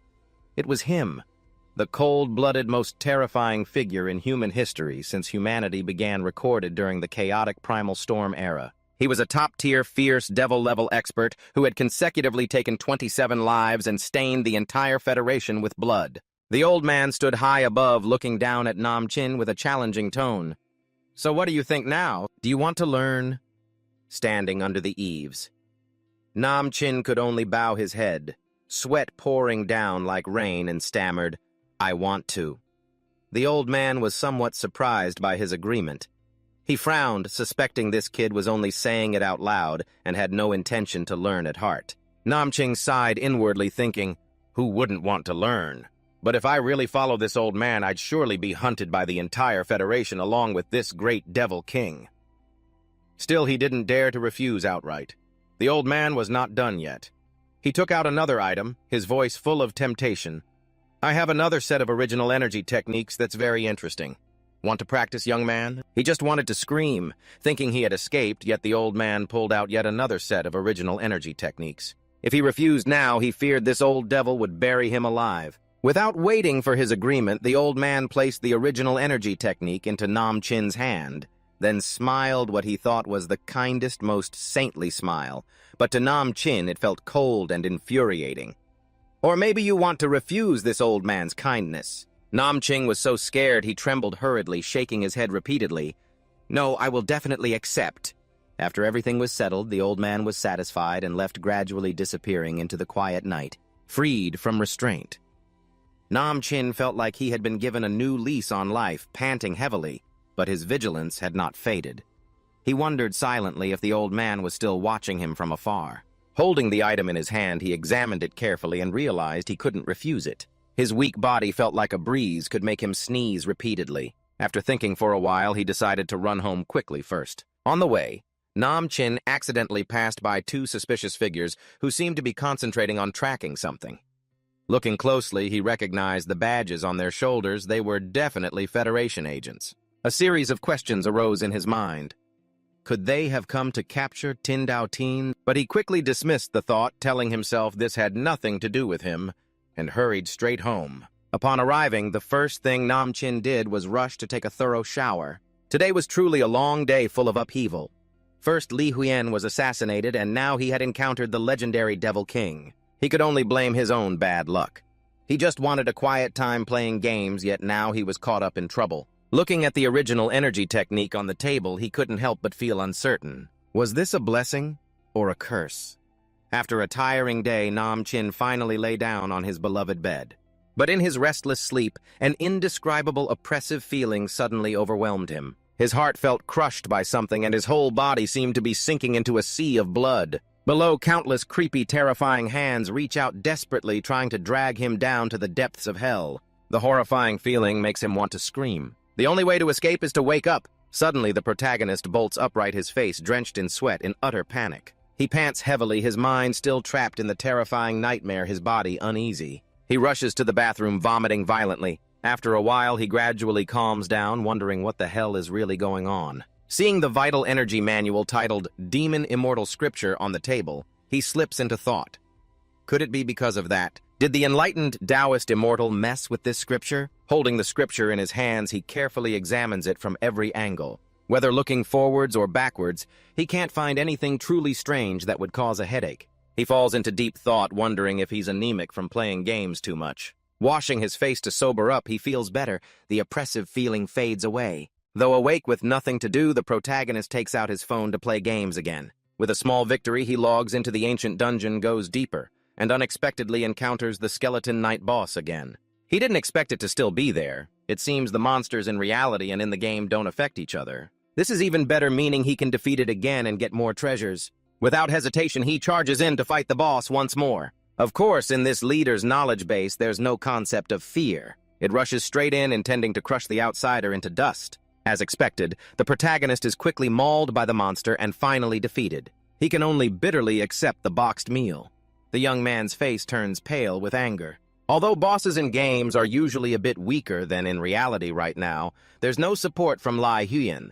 He can only rely on himself. Moreover, only by performing operations perfectly can he hope to defeat it. After all, there are still several days before the exam results are announced. He can use this time to figure out how to kill that monster. It's just that to train this path, who knows how much more blood he will have to sacrifice. Chu Van now just wants to find a glass of red syrup water to make up for the few drops of blood lost. He sighs in frustration, thinking that reducing the number of failures is the reliable solution. As the old saying goes, you need food to sustain the way. So the young man decides to buy food to stock up for the upcoming grinding days. No sooner said than done, he rushes to the supermarket to buy all kinds of food to last for several days. Then the young man begins his journey to conquer his monster, staring at the phone day and night. On the floor, the fast food wrappers the protagonist has consumed pile up over the past few days. Thanks to non-stop fighting in the game, he accumulates quite a bit of combat experience. Handling the monster also becomes more skillful. Chu Van jumps to dodge its sweeping attack while spotting a weak spot on the enemy's head. A flawless move, he channels all his strength into a critical strike to the Jade Night Boss's head. The enemy is defeated. Luckily, the young man obtains a vital energy crystal that boosts speed by 13 levels. It's a dazzlingly sparkling yellow gem. Smiling brightly, he silently tells himself the blood-selling effort over these past days wasn't in vain. He immediately absorbs the crystal into his body. But strangely, his speed doesn't increase to 13 like the gem's level. It only reaches 9 points. Thinking seriously, he realizes 9 points may be the limit of the Vital Energy Manual's mortal stage cultivation he's practicing. At first, he planned to use the manual to break through to the legendary level, but now it seems this method is indeed a bit weak. Just as the enlightened Taoist immortal said his manual can't compare to the innate invincible divine skill or similar techniques. To put it bluntly, it's as weak as a snail. But the tough problem is that someone as poor as the protagonist doesn't know where to find a higher-level vital energy manual. Could it be that he has to train the enlightened Taoist immortal's method? Suddenly, the protagonist is startled as he remembers something. A few days ago, Antin gave him an item saying it was entrusted by her grandmother to deliver. Chuvun immediately suspected it might be a chi technique. He hurriedly took out the USB to check. Sure enough, as he suspected, inside was a high-level chi technique called the Radiant Sun Technique. Why wasn't he amazed enough to be speechless? Because the Radiant Sun Technique and the innate invincible divine skill are two primal energy techniques with top-tier power far beyond ordinary levels. What makes the Radiant Sun Technique more valuable is that it focuses on offense, and the training conditions aren't as harsh as the innate invincible divine skill, which requires maintaining virginity to the point of spiderwebs everywhere. According to Chuvun, this is a hereditary primal energy technique from a powerful federated warrior. It's unclear where Lao Ba got it from. He began to speculate whether Lao Ba obtained it through the An family. Then he thought Lao Ba must have paid a steep price to own this. He imagined the heroic words Lao Ba might say something like, "For my son, I'm willing to do anything." But back to reality, Chuvun shook his head, muttering, "What a joke. Who understands Lao Ba better than himself?" He absolutely isn't the type to put on that kind of image. It's lucky Lao Ba didn't get beaten by Antin again. Thinking too much won't help, the protagonist immediately picked up the phone to call Lao Ba and ask for clarification. Receiving a call from this kid, Lao Ba immediately knew nothing good was coming. But unexpectedly, the first thing the kid said was to ask if he needed any help. Lao Ba was so angry his face turned grim. Even from Vietnam. Chuvun could clearly hear him roar, "You itching for a fight," swearing like that. Judging by the tone, the protagonist was reassured that Lao Ba was still as tough as ever. After a thorough scolding, and once Lao Ba calmed down finally, where did he get the Radiant Sun Technique from? Surprisingly, Lao Ba insisted he never gave it to him. "Don't delude yourself. You're a broke nobody, and I'm just a bigger broke monkey. Where would I get that precious thing? I'm not interested in cultivation. I don't have that kind of stuff." Hearing this, Chuvun sighed pitifully, feeling miserable. It turns out he never thought about him at all. But the problem is, if Lao Ba didn't give it, why did Antin lie and say it was his? Things began to get complicated. What if it was a gift Antin gave him? Thinking this, he chuckled to himself, realizing he really knows how to provoke trouble. After saying that, he hung up in an instant, seeing the kid just using him to fish for information, then brush him off. Lao Ba was so angry he called Chuvun a windy monkey. But thinking back, the kid's personality was just like his own, so he let it slide, thinking it would help him gather more info anyway. The young man now lay back on the bed, his mind filled with chaotic thoughts. Clearly the An family treated Lao Ba very well, but the assassin Antin didn't hesitate to bring him a whole bunch of trouble, and Duck Kwon even almost caused him to fail his graduation exam. Yet now she gave him a precious primal energy technique that was unbelievably valuable. He couldn't understand what she was plotting with that gourd thing. Before everything became clear, Chuvun decided it was safer to temporarily put aside cultivating this technique. Exhausted, he quickly fell asleep. The terrifying thing was the suffocating, stifling pressure came crashing down again in his dream. The male lead broke out in a cold sweat, his head spinning, still feeling that same sensation. It was still that dark, terrifying Black Sea region. Still the thing that made his soul tremble and his mind panic in helplessness. Around him, grotesque hands reached out, trying to grab him, pulling him down into the deep abyss. They didn't disappear because of Chuvun's fear. Instead, they grew larger, closing in, spreading extreme terror. Despite that, he managed to keep some clarity. He painfully realized this definitely wasn't due to anemia or weakness. Only when the sun rose high, its bright light helped the male lead escape that hellish nightmare. The uncomfortable and nauseous feeling surged again. He rushed to the bathroom, vomiting violently as if he might throw up green and yellow bile. Only then did he feel his body lighten a bit. A surge of uncontrollable rage erupted. Surely it was that Teen Dao Teen's doing again. If this keeps up, how can this be living? He told himself he had to find a way to solve this once and for all. Recalling what the old man once said, it seemed to imply there's a very interesting essence chi technique here. Looking at the small box, he wondered if the solution to his health problem was inside. Opening the small book, he discovered it was filled with mysterious characters emitting a divine light. The male lead sat reading, mesmerized, as if drawn into another world. The more he read, the more he realized this was the introduction to a profound essence chi technique. The characters with divine light automatically moved around him as if guiding him into a magical state. Lost in study, suddenly his stomach growled loudly as if protesting it had endured enough and needed energy immediately. He didn't expect that just a short read had passed so much time. He stood up, stretched, and prepared to go have lunch. The portion of a poor, single guy was simple. 1 bowl of noodles and an egg was enough. After eating, he felt satisfied and his mood lifted considerably. Eager to continue, he planned to dive back into studying that immortal maze scripture. But to his surprise, he realized he had forgotten where he left off. Scratching his head in frustration, he thought reading from the beginning again wouldn't be a big deal. But things weren't as simple as he thought. His face turned pale as if he had been constipated for a week. The characters he had just read now seemed unfamiliar, as if he was seeing them for the first time. His mind filled with doubt. He wondered no matter how bad his memory was, he shouldn't have forgotten everything immediately after reading. Not believing in this oddity, he slowly read from the start, focusing on the connection between essence chi and the human body. Suddenly he startled, wondering if he had turned off the kitchen light. In a daze, he realized he had completely forgotten what he had just read. Such dark arts. Regaining his composure, taking a few deep breaths, the male lead reignited his fighting spirit. He refused to believe these characters could defeat him. His eyes shone brightly like headlights as he focused intensely on each word again. But after a short while, his vision blurred again, leaving him helpless. No matter how focused he was, he kept getting distracted. The strangest thing was that any interruption made the previous content instantly vanish from his memory. Not giving up. Chuvan thought of a plan. If you won't let me remember, then I'll write you down. But just as he finished reading and was about to pick up a pen to take notes, he forgot everything again. Undeterred, he grabbed his phone, intending to take pictures or record video. But strangely, a mysterious force prevented the phone from capturing the characters. Stunned, he fell into deep thought. This was truly bizarre. Suddenly an idea struck him. If I can't read it up close, just keep it at a distance.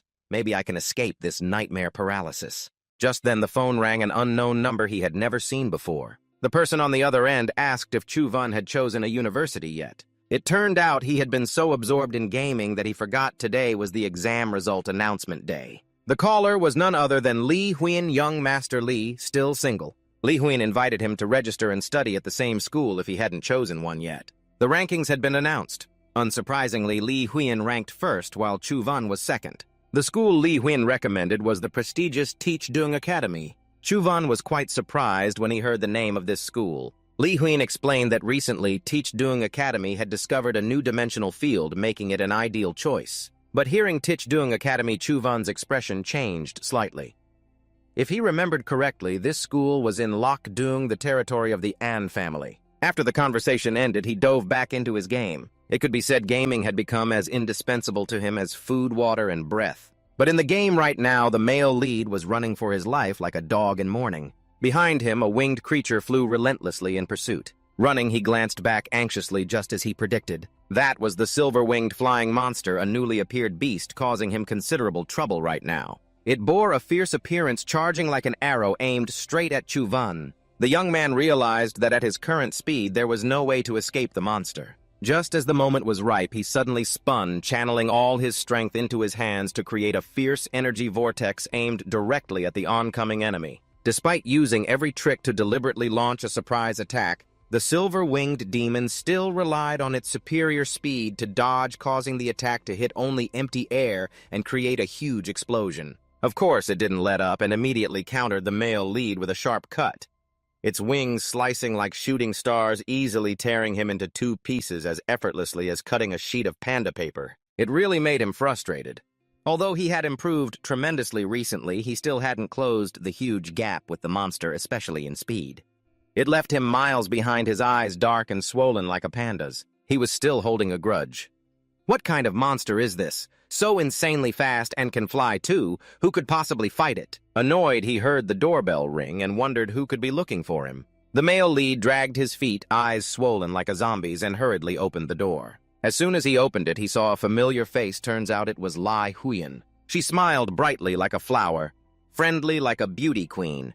Truly the super enthusiastic guy who barged in uninvited, treating his house like her own. Chuvan was dumbfounded, thinking to himself he never invited her in. He wondered why Li Huin came so quickly, even though he had said he needed more time to think about joining the Teach Dung Academy. Seeing Chuvan hesitate, Li Huin took something out and handed it to him, telling him to just take a look. Skimming through it, he saw it was full of characters packed with dense information.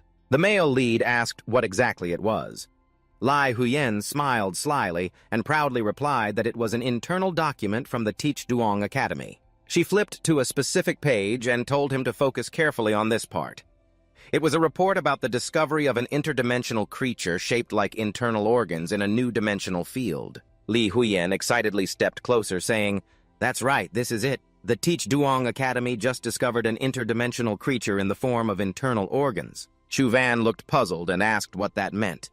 Lai Huyen explained at length, but he still didn't understand, making her frustrated as if hit on the head with a rock. Li Huyen shouted, "Do you know how rare this companion creature is? For example, if your heart were to shatter, it could instantly replace it for you a second life. Do you know how many people dream of having one but can't? It's even rarer than regular companion pets." Hearing that, Chu Van found it interesting and appealing. Li Huyen looked at him suspiciously, wondering if he truly understood. Actually, the male lead understood perfectly what she was saying, but having taken so many hits in the game, he had no mood left to be surprised. Li Huyen continued, "This dimensional field is under the management of the Teach Duong Academy, meaning only people in the academy have the chance to possess it. Right now, the news hasn't spread widely. If you wait until the official announcement, top students from everywhere will flock in, but the quota is limited. You have to decide quickly." Listening to Lai Huyen's analysis, Chu Van thought it made sense and began to seriously consider it. Finally, he boldly agreed to join the Teach Duong Academy. But deep down, he was still a bit worried, thinking to himself, at worst, if things go wrong, he can just run away. The best strategy is to retreat. But Lai Huyen was truly cruel. Only after he agreed did she reveal that the Teach Duong Academy was also where Anjia and Antin were enrolled. This news scared Chu Van stiff. Lai Huyen teased, "Scared now?" "Of course you are, but admitting it would be too embarrassing." The male lead calmly joked, "What's there to be scared of?" To prove it, he immediately took out his phone and registered on the spot. Meanwhile, at a secret base, agents of the Federation sat in front of a computer system extracting footage from the camera on Huang Quan Road that day. The footage showing Chu Van appearing in that area was recorded, and they suspected him of being connected to the demon head Tin Dao Tian, immediately ordering a swift investigation on him. The male lead was unaware he was being watched, calmly sitting in Li Huyen's car, heading toward the Teach Duong Academy. Because he had to go through multiple dimensional fields, the route was twice as long. Worse, his game was stuck in a hard spot. He kept grinding uselessly, bleeding health for nothing. Without gaming, he didn't know what else to do to kill time, so he decided to take a good nap in the car. But before he could fall asleep, he suddenly jolted awake, worried that if he had sleep paralysis in the car, it would be very troublesome. Suddenly his mind felt fuzzy. Touching his forehead, he wondered if he had a fever. Unconsciously, he recalled the hateful face of Tin Dao Tian and the old man's voice ringing in his ears. "Kid, your body is your capital for dating. How can your blood and energy be this bad?" Indeed, blood and energy are very important. He told himself to be more careful when gaming from now on, not to bleed health to death. The more he thought, the angrier he got. He clenched his fists, silently cursing that damn Tin Dao Tian. If it weren't for him, things wouldn't be this miserable. He's afraid of everything, even in his sleep. If he could fight, he would have already beaten him to a pulp. He told himself that as long as he was stronger, he would show him why the sea is salty. Lost in thought, Chu Van suddenly noticed something in his pocket heating up. He quickly reached in and pulled out an unexpected item. It was the eerie Meitin King scroll. Glancing at the driver, who was focused on driving, and at Li Huyen, who seemed lost in thought, he figured no one was paying attention to him. Good, he took out the scroll to kill time. This time, when he opened the Meitin Kin, countless characters floated in midair, radiating a mystical, shimmering divine light. Suddenly, it was as if an invisible wall shattered like glass in water. At that moment, a brilliant golden spiritual force surged like a tide from the void, breaking through the shattered barrier and pouring into Chu Van's body, merging with every fiber of his flesh. Chu Van's body formed a swirling vortex of energy that spun continuously. No matter how many streams of radiant golden light poured in, they were all swallowed by that vortex. His entire body emitted a dazzling golden glow as if cast from pure gold fused with the divine aura of the Mei Tian Kin. This process lasted an unknown amount of time before he finally returned to reality. Opening his eyes, everything felt like a dream. The wondrous events seemed to vanish as if they happened in another dimension. The Meitin King scroll also disappeared without a trace, as if it never existed. Chu Van was dazed, wondering if it was all just a dream. but as he fell into contemplation, he was pulled into a mystical space. Their countless divine characters from the Mei Tian Kin sparkled all around, and he stood right at the center. To his surprise, his eyes widened. He had read and understood the entire Mei Tian Kin. A universe of mysterious divine characters appeared spinning before condensing into a bright point on his hand, then vanishing. Shocked, he opened his status panel to check. Everything was unchanged, except that the Nguyen Ki Quit Ko Tien skill had become Mei Tian Kin. Moreover, after switching skills, he could no longer use Ko Tien. Staring at the words Mei Tian King, he fell into deep thought. This skill was clearly no ordinary technique, because it broke the 9-attribute limit of mortal life. But that didn't matter. What mattered was that he had become stronger. Thinking about how Tien Dao Tien would freak out if he found out maybe he'd be so angry he'd cough up blood and die, he chuckled with satisfaction. Finally, the two arrived at Li Huiyan's luxurious mansion destination. But for now, Li Huiyan would stay here temporarily until the semester started, then they'd figure things out. Looking at the grand residence, Chu Van's eyes lit up silently, thinking that wealthy people's homes really are different. It was truly enviable. Sitting down on the sofa, he wondered if Li Huiyan had hired a bunch of servants, but it turned out not to be so. This place had only him.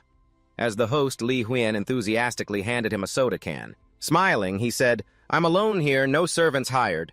Chu Van teased, "With such a big place, the young master cleans all by himself." Just then, Li Huiyan's phone rang. He spoke authoritatively, "Is the new shop open? Prepare the best stuff for this young master. Tell them to dress nicely. I'm on my way. See you soon." After hanging up, Chu Van just sat there listening, not reacting. After Li Huiyan finished, he calmly asked, "Don't you get tired pretending like that?"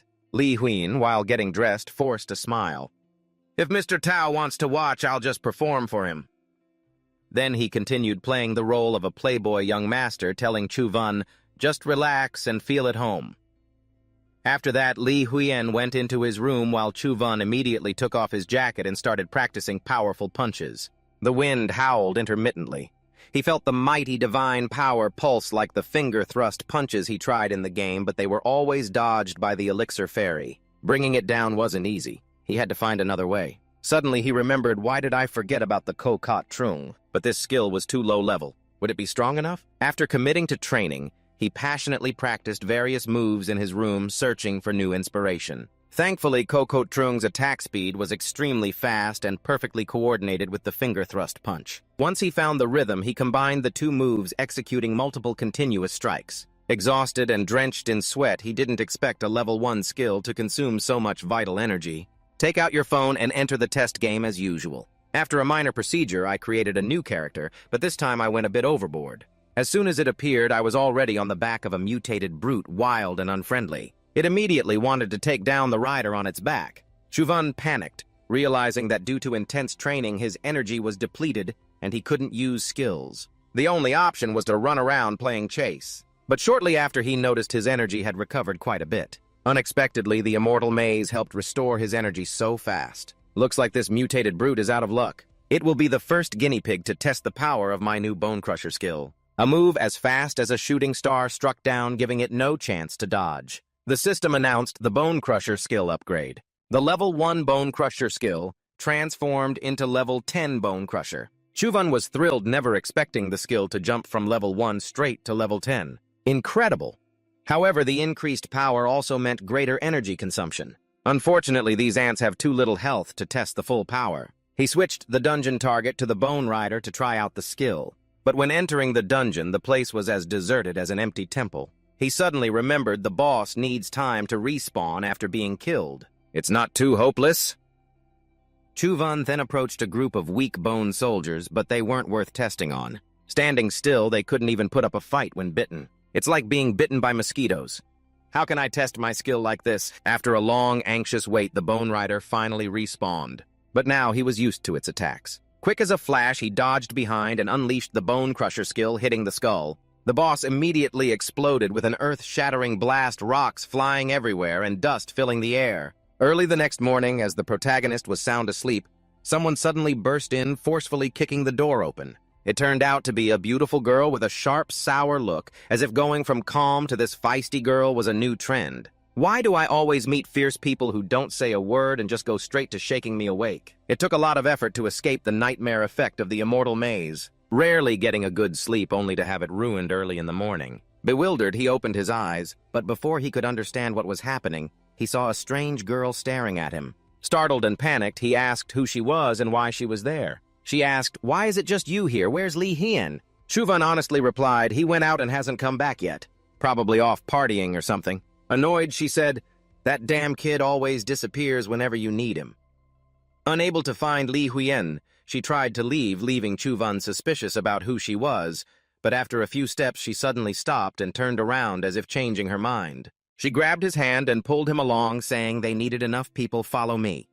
Chuvan was stunned and quickly pulled his hand back.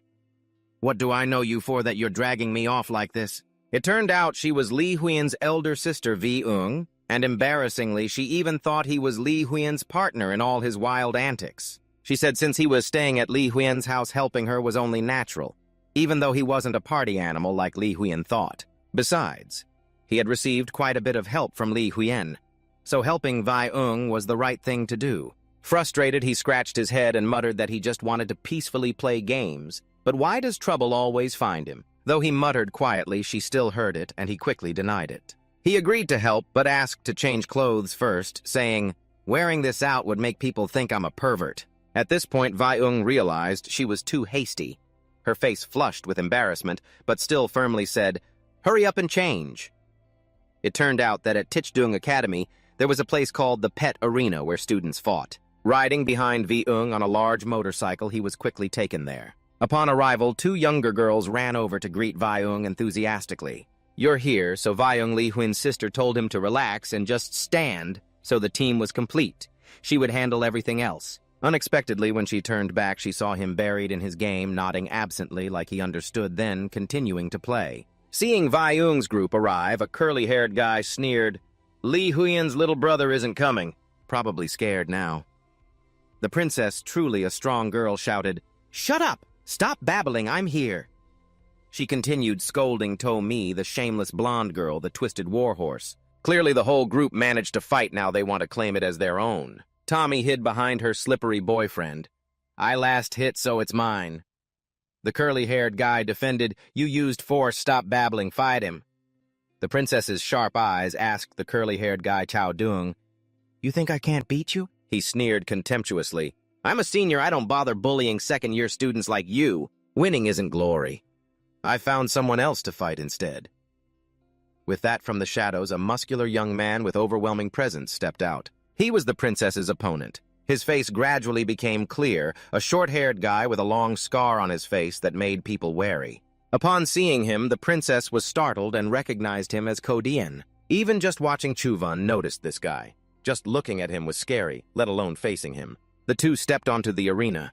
Ko-dien, with a fierce and murderous aura, did not rush to attack, signaling the princess to make the first move. Although a girl, the princess was not intimidated, her fighting spirit blazing like a flame. She looked straight into his eyes, ready to counter. Knowing the opponent was Ko-dien, the princess's two sisters, nervously begged, "Sister Princess, don't fight him for our sake, we don't need any more companions." Seeing their changed attitude, Chuvan was curious who was Ko-dien to be so terrifying. The green-haired girl trembled as she explained, "He's a notorious devil of the school. On the first day, he reportedly beat a senior fifth year so badly that no one dared to look." Chuvan silently admired this guy's toughness. But seeing the princess standing there with blazing fighting spirit, he wondered if she could handle this monster. The curly-haired guy muttered, "So how's it going?" Seeing Ko-dien, he began to tremble. The princess shouted, "Shut up!" Like a ballet dancer, she raised her slender leg and delivered a powerful kick like thunder aimed straight at Ko-dien's neck. Surprisingly, the kick didn't faze him at all. His neck remained unscathed with not even a scratch. The princess was astonished. How is his defense so incredible? Realizing something was wrong, she swiftly danced back, preparing her next move. In an instant, she launched a super-accelerated combo attack, delivering a flurry of kicks lightning fast, targeting every part of Ko-dien's body. He just closed his eyes and stood still, taking every hit. On the last kick, putting all her strength into it, something unexpected happened. Just when it seemed the kick would hit like before, Ko-dien, like an ancient beast awakening, opened his eyes, emitting a brutal aura. With one hand, he caught the princess's kick firmly. She was stunned, unable to react, before he grabbed her tightly and slammed her down to the floor like a toy. Just one move and the princess lay flat, showing all her previous efforts were a joke compared to his absolute power. Kodian coldly said in a deep voice, "You are no match for me, admit defeat." The princess was covered in wounds, blood flowing from her head, but with her resilient nature, she stubbornly refused to give up.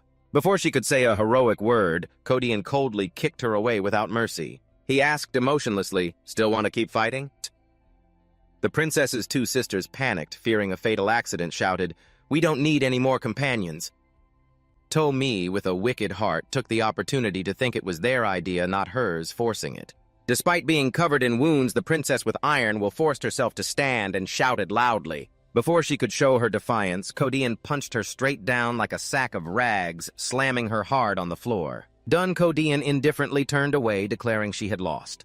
But after just a few steps, the princess, like an immortal war goddess, forced herself up. "Bring it on." This time, I really pissed him off. Kodian's eyes turned blood red, his aura monstrous. He turned back and threw a full power punch. Given the princess's current state, it would be hard to escape if hit by this raging monster's full-strength blow. No doubt her life was in serious danger. Realizing the situation was critical, Chuvan immediately rushed to rescue. Inside, he felt a bit confused, wondering what this girl was stubbornly fighting for. The optimal plan to solve this trouble was to find who was behind pulling the strings, and if not possible, just decisively eliminate the ringleader with one final strike. The male lead immediately stepped forward to face the opponent directly. Fist met fist, explosive power created a whistling wind sound across the arena. The senior, nicknamed Kodian, was surprised but quickly regained composure and asked, "So who exactly is this male lead? There's nothing shady to hide." Chuvan frankly answered that he was Chuvan, newly enrolled this year at Tichdung Academy. When he realized the young man dared to interfere in others' business, was just a freshman who had just enrolled. Curly Hair immediately changed his tone sarcastically, "So it turns out our little junior wants to play the hero and save the beauty. Welcome, kid." Seeing this rude guy dare to confront classic Lee Vi-Eung, spoke up to stop him. "This place is very dangerous. He should leave immediately." Even though she was injured, she still worried about others. It's hard to say whether this girl is full of righteousness or just likes meddling in others' affairs. Facing such stubborn people clearly cannot be persuaded with gentle words. We only see Chuvan lift her onto his shoulder like carrying a sack, ignoring her struggles, and then placing her beside two teammates. They immediately rushed over, anxiously asking and taking good care of her. Seeing her injuries weren't severe, they finally breathed a sigh of relief. Lee Vi-Eung glanced at the unfamiliar young man standing up to protect her, her heart filled with unspeakable thoughts. Meanwhile, Chuvan stepped in front of Senior Classic, calmly saying neither needed to risk their lives fighting like this. After all, if an accident happens, both sides will suffer losses. Classic crossed his arms and got straight to the point. "How exactly do you want to fight?" Chuvan calmly raised 3 fingers and replied 3 steps back. "Senior, let me land 1 strike.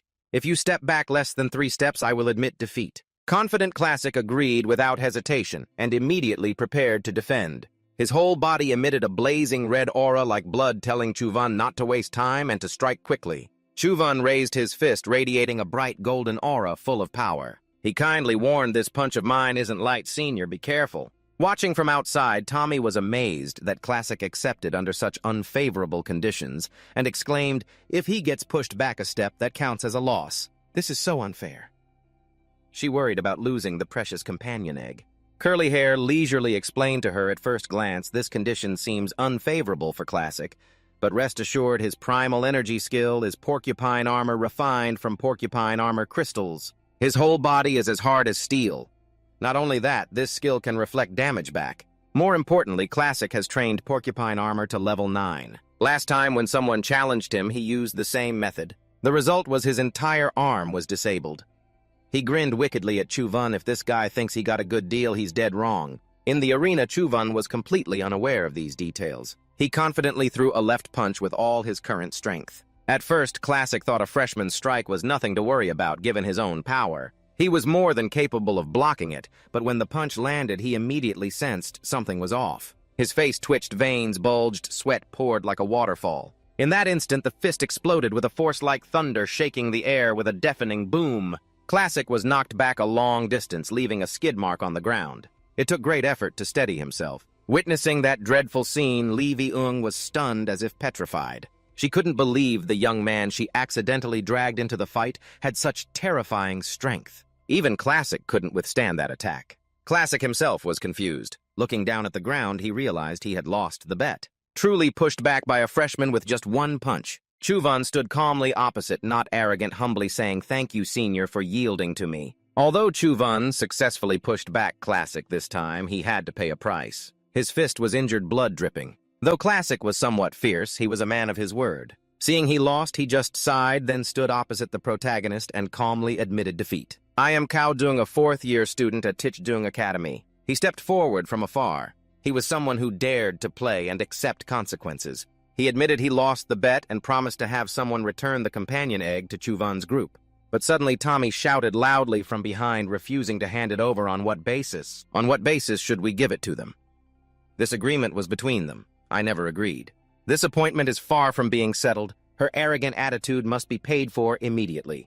Cao Duong angrily slapped her hard and shouted, "Losing is losing, winning is winning." Cao Duong always keeps his word. Then he walked past Chuvan and coldly said, "I have memorized the name Chuvan," then turned his back and left with Ko Dien. Thanks to standing up at the crucial moment, Chuvan naturally became a hero in everyone's eyes. The girls surrounding him excitedly, as if meeting an idol, curiously asked what technique Chuvan just used. Moreover, are all the new students now this incredibly strong? Li Vi-wong, holding her injury with one hand, also approached Chuvan, but what caught her attention was his bleeding arm. She worriedly asked, "I wonder if that wound is serious." At this moment, Chuvan noticed the wound on his arm, carefully raised it up to examine, then said, "It's just a small wound. Just need to stop the bleeding a bit and it'll be fine.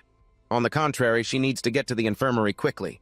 Hearing that, even injured, he still cares about her. Li Vi-wong began to see this guy in a different light. It seemed she had developed a special fondness for him. But Chuvan, a straightforward man, couldn't stand seeing this girl injured and just standing there instead of getting treatment, so, without hesitation, he carried her on his shoulder again and personally took her to the infirmary. This time, Li Vi-wong didn't struggle, just smiled inwardly, thinking unexpectedly among the party crowd of that playboy Lai Hyen there is someone like Chuvan. Everything was finally resolved smoothly. Back at home, Chuvan immediately took out his phone and immersed himself in the game. Didn't expect the previous fight to have taken so much time. He happily thought to himself, finally able to relax with my favorite game. But suddenly a loud noise rang out. The door was kicked open. Chuvan's face darkened as if covered in soot, wondering what trouble had come this time. Turning around, he froze immediately when he recognized Lai Hyen, the playboy who just got back from partying. Chuvan hurriedly explained, "I'm not involved at all. Just so you know, this door was kicked open by your sister. Don't make me pay for it." But of course, for a rich heir like Lai Hyen, a cheap door isn't worth worrying about. He stepped forward, patted the male lead's shoulder, and asked, "Remember the dimensional field I mentioned before? How about it?" Chuvan tried to recall and answered, "Is it that dimensional creature that looks like internal organs?" Lai Hyen smiled and nodded in confirmation. "That's right." Then asked, "Are you interested in going to check it out together?" Busy playing the game. Chuvan was briefly surprised, if I remember correctly. Before enrollment, neither of us had the right to enter the dimensional field. Seeing the doubt and surprise on Chuvan's face, Lai Hyen grew even more smug, proudly raising his head. "Who am I?" "Yes, I am your handsome, cool brother, Hyen. Taking you in there is as easy as turning your hand over." After saying that, he stood up arrogantly like a star waiting to be praised. But unexpectedly, Chuvan just kept playing the game, ignoring the boastful display of the humiliated rich heir. Li Hyen angrily stepped forward and snapped, "Can't you give me some reaction?" Only then did Chuvan reluctantly look up and reply in a bland tone, "Brother Hyen, you really are amazing." That half-hearted response could never satisfy Li Hyen. He twitched the corner of his mouth annoyed and left, not forgetting to remind, "Get some rest early tomorrow morning, we set off together." Just then, Chuvan suddenly stopped, turned around and asked Li Hyen an important question. "How do you train a legendary-level companion egg?" Lai Hyen was surprised, thinking the male lead intended to train a legendary-level dry bone knight. He seriously advised, "Better not mess around, it's not good." The companion certificate of a legendary-level creature requires the host's primal energy index to be above 10 points to train it. If the primal energy is insufficient, but you still risk it during training, the missing primal energy will be compensated by the host's blood and vitality. The result is basically that even if you're not injured, you could become disabled. Chuvan listened attentively and immediately noticed the word "basically" meaning there are exceptions, just like scratching an itch. Li Huiyan crossed his arms proudly and showed off, "I am truly an exception. The life vitality from the pre-heavenly invincible divine skill allows me to compensate for the deficiency of the life trait of companion sickness, so I can refine some legendary-level companion afflictions." To put it simply, you can't refine legendary creatures with too much disparity unless you're looking to die. After receiving this information from Li Huiyan, Chuvan returned to his room and lay on the bed deep in thought about refining. It seems this plan is too dangerous, not feasible at all. He regretfully thought, if I were in the game, I wouldn't fear death. Holding the companion egg in his hand, he felt a pang of sadness, only to realize this egg came from reality. Suddenly, an idea flashed. If the phone can unlock dungeons in reality, maybe it can handle companion afflictions too. Chuvan immediately took out his phone to test. Surprisingly, the test was successful. The egg was quickly disintegrated and absorbed by the phone. A notification appeared. Successfully recorded legendary Dry Bone Knight Companion Affliction Fate Oath. Guard Attribute Strength. 15 Speed. 13 Constitution. 16 Vitality. 18 Vitality Skill Armor. Break Level 3. Confirm, refine, or absorb for harmonization. Amazed and excited at the phone's miraculous ability, Chuvan didn't expect it could analyze such detailed qualities. But what does absorb for harmonization mean? Curious, he pressed the Absorb for Harmonization button. The system immediately notified detected mutant giant ant suitability probability 47%. Proceed with harmonization or not.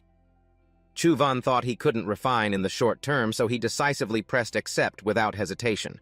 Instantly, a vortex appeared, starting the harmonization process of two-dimensional creatures. Since his vitality was not enough to refine, he decided to see what would happen if the mutant giant ant harmonized with the legendary companion affliction. As expected, the hope wasn't wasted.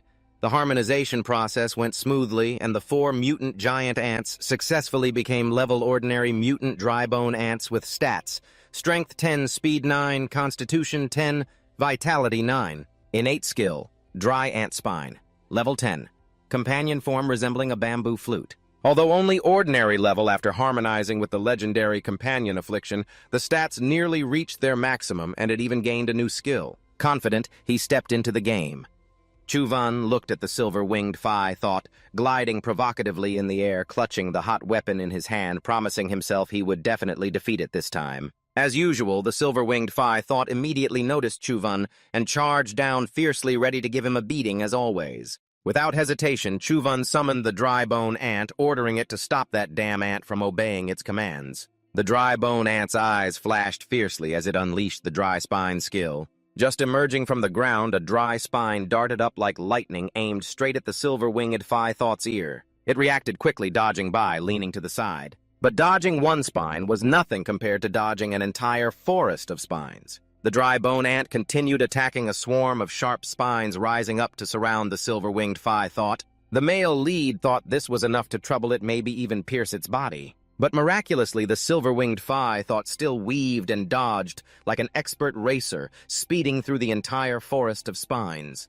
It escaped the trap and headed straight for Chuvan. Chuvan had been waiting for this moment for a long time. Immediately excited, he thought this time he would definitely take down the silver-winged Phi Thought. He threw a punch he had been preparing for a long time, aiming straight at his opponent. But suddenly its thin wings like cicada wings flashed sharply in a way that irritated him. In the instant his punch came down, the silver-winged Phi Thought's body disappeared, leaving only an afterimage. Chuvan's punch missed, hitting empty air. Before he could understand what happened, it sliced him clean and he immediately lost. Once again, stunned, Chuvan suddenly realized the move his opponent used was a vitality skill for flying. The next morning, as agreed, Li Huiyan took Chuvan along. Unexpectedly, this playboy brought along a large white tiger, its white fur blazing like fire. He boasted that this was his mount. Seeing Chuvan staring blankly at the beast, Li Huiyan smugly and vainly asked, "What do you think? Is it super cool, right?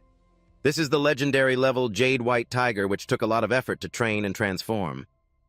He moved closer to stroke the white tiger, suddenly acting unusually obedient and adorable. Chuvan teased, "Showing off like this, aren't you going to perform it for your brother?" Sitting on the white tiger's back, Li Huiyan laughed and replied, "I'm not the type to just stand still and take hits. I won't miss anything I want."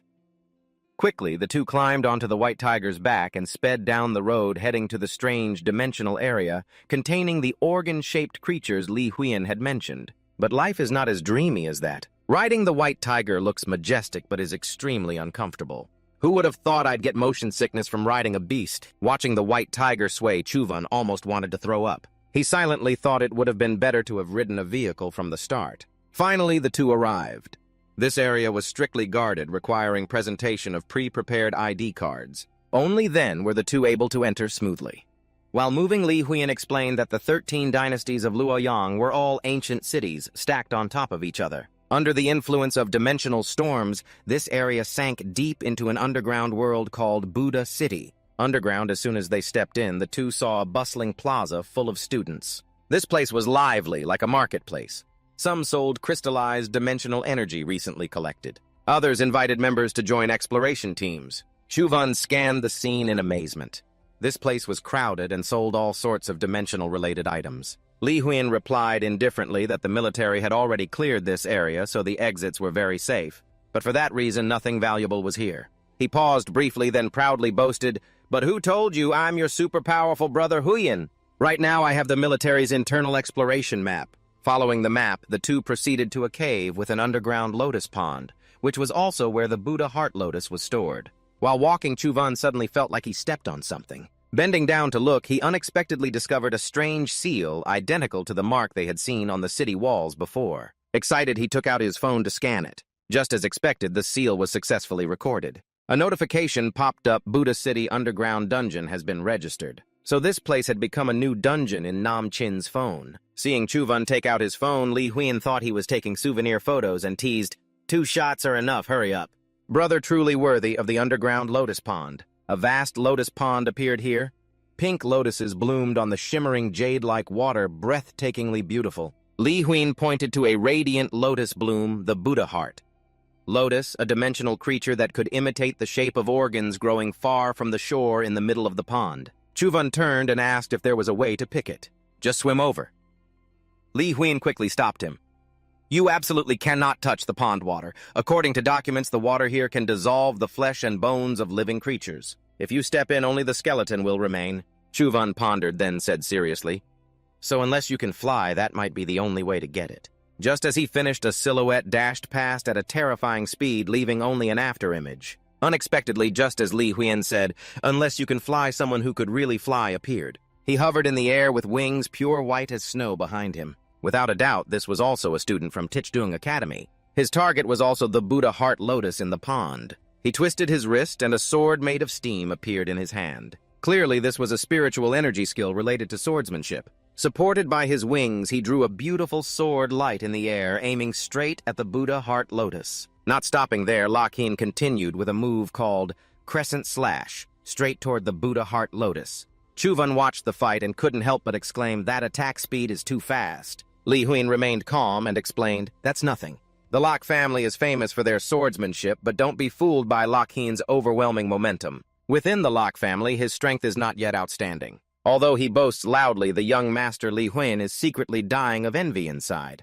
Just thinking about having magnificent wings to fly freely in the sky makes him feel insanely cool." He silently regretted not knowing earlier to find a flying companion pet. Seeing the situation was not looking good, Chuvan suggested maybe we should look for another dimensional creature somewhere else. Li Huiyan hesitated and replied that there might be, but that area is too strange and has been classified by the military as a dangerous unexplored zone. Chuvan immediately paid attention and asked what he meant by strange. Li Huiyan took out his phone and pointed to a spot on the map, explaining this area is sealed off by the military.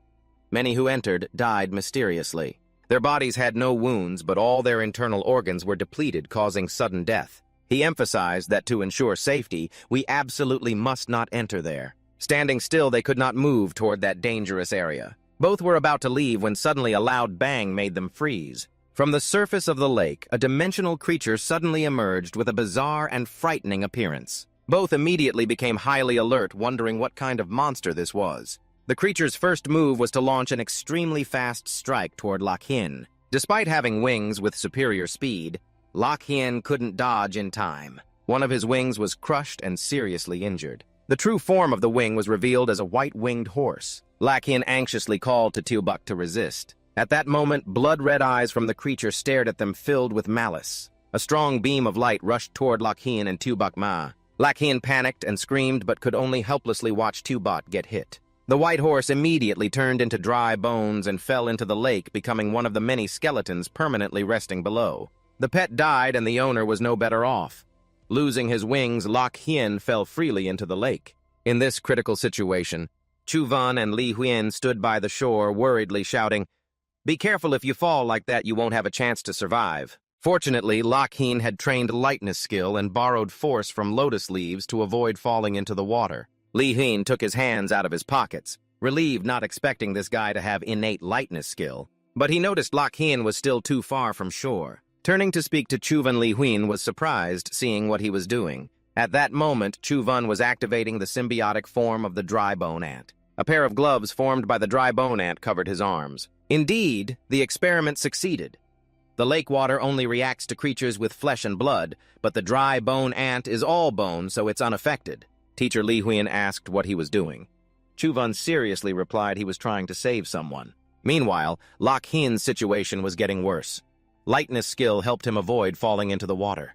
But that only works when there's something to push off from, like lotus leaves, and the closer he got to shore, the sparser the leaves became. If this continued, sooner or later he would fall. Not to mention the formidable opponent, the demon lotus flower, attacking from the front with no escape. He was also pursued from behind, making it seem like Lok Hien would hardly escape this predicament. But a glimmer of hope flashed from beneath the water. A giant creature suddenly surfaced. At first, Lok Hien thought it was going to swallow him, but unexpectedly it slid past and used its huge body to block the attack from the demon lotus protecting him. The giant creature suddenly passed by Lok Hien and charged forward to face the deadly strike from the white lotus. Fortunately, the white lotus's attack was timely neutralized, saving Lok Hien from a direct hit. Yet the creature seemed unharmed, calmly soaking in the poisonous water of the lotus pond. Truly worthy of being Chuvan's companion pet, powerful to the point of dominance. This creature was the one who saved Lok Hien's life. With a snake-like body as tough as steel, the dry bone ant was completely immune to the poisonous water of the lotus pond. That water could dissolve flesh and bone.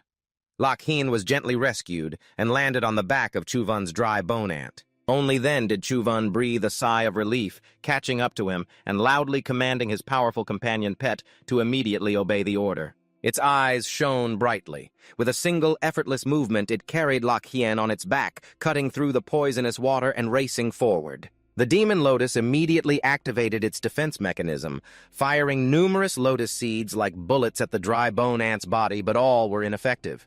The fierce beast still boldly swam straight to shore. Behind that giant white lotus full of eerie demons, the trump card was activated, preparing to unleash a powerful strike strong enough to blow both away. But just then, the dry bone ant arrived safely, bringing Lok Hien ashore. The white lotus stopped and bowed before Chuvan. Chuvan still maintained a calm expression, showing no reaction deep in thought. Only now did Lok Hien realize the strength of Chuvan's companion pet. It gently landed on the ground and spoke to introduce itself to him. "What's up, Chuvan?"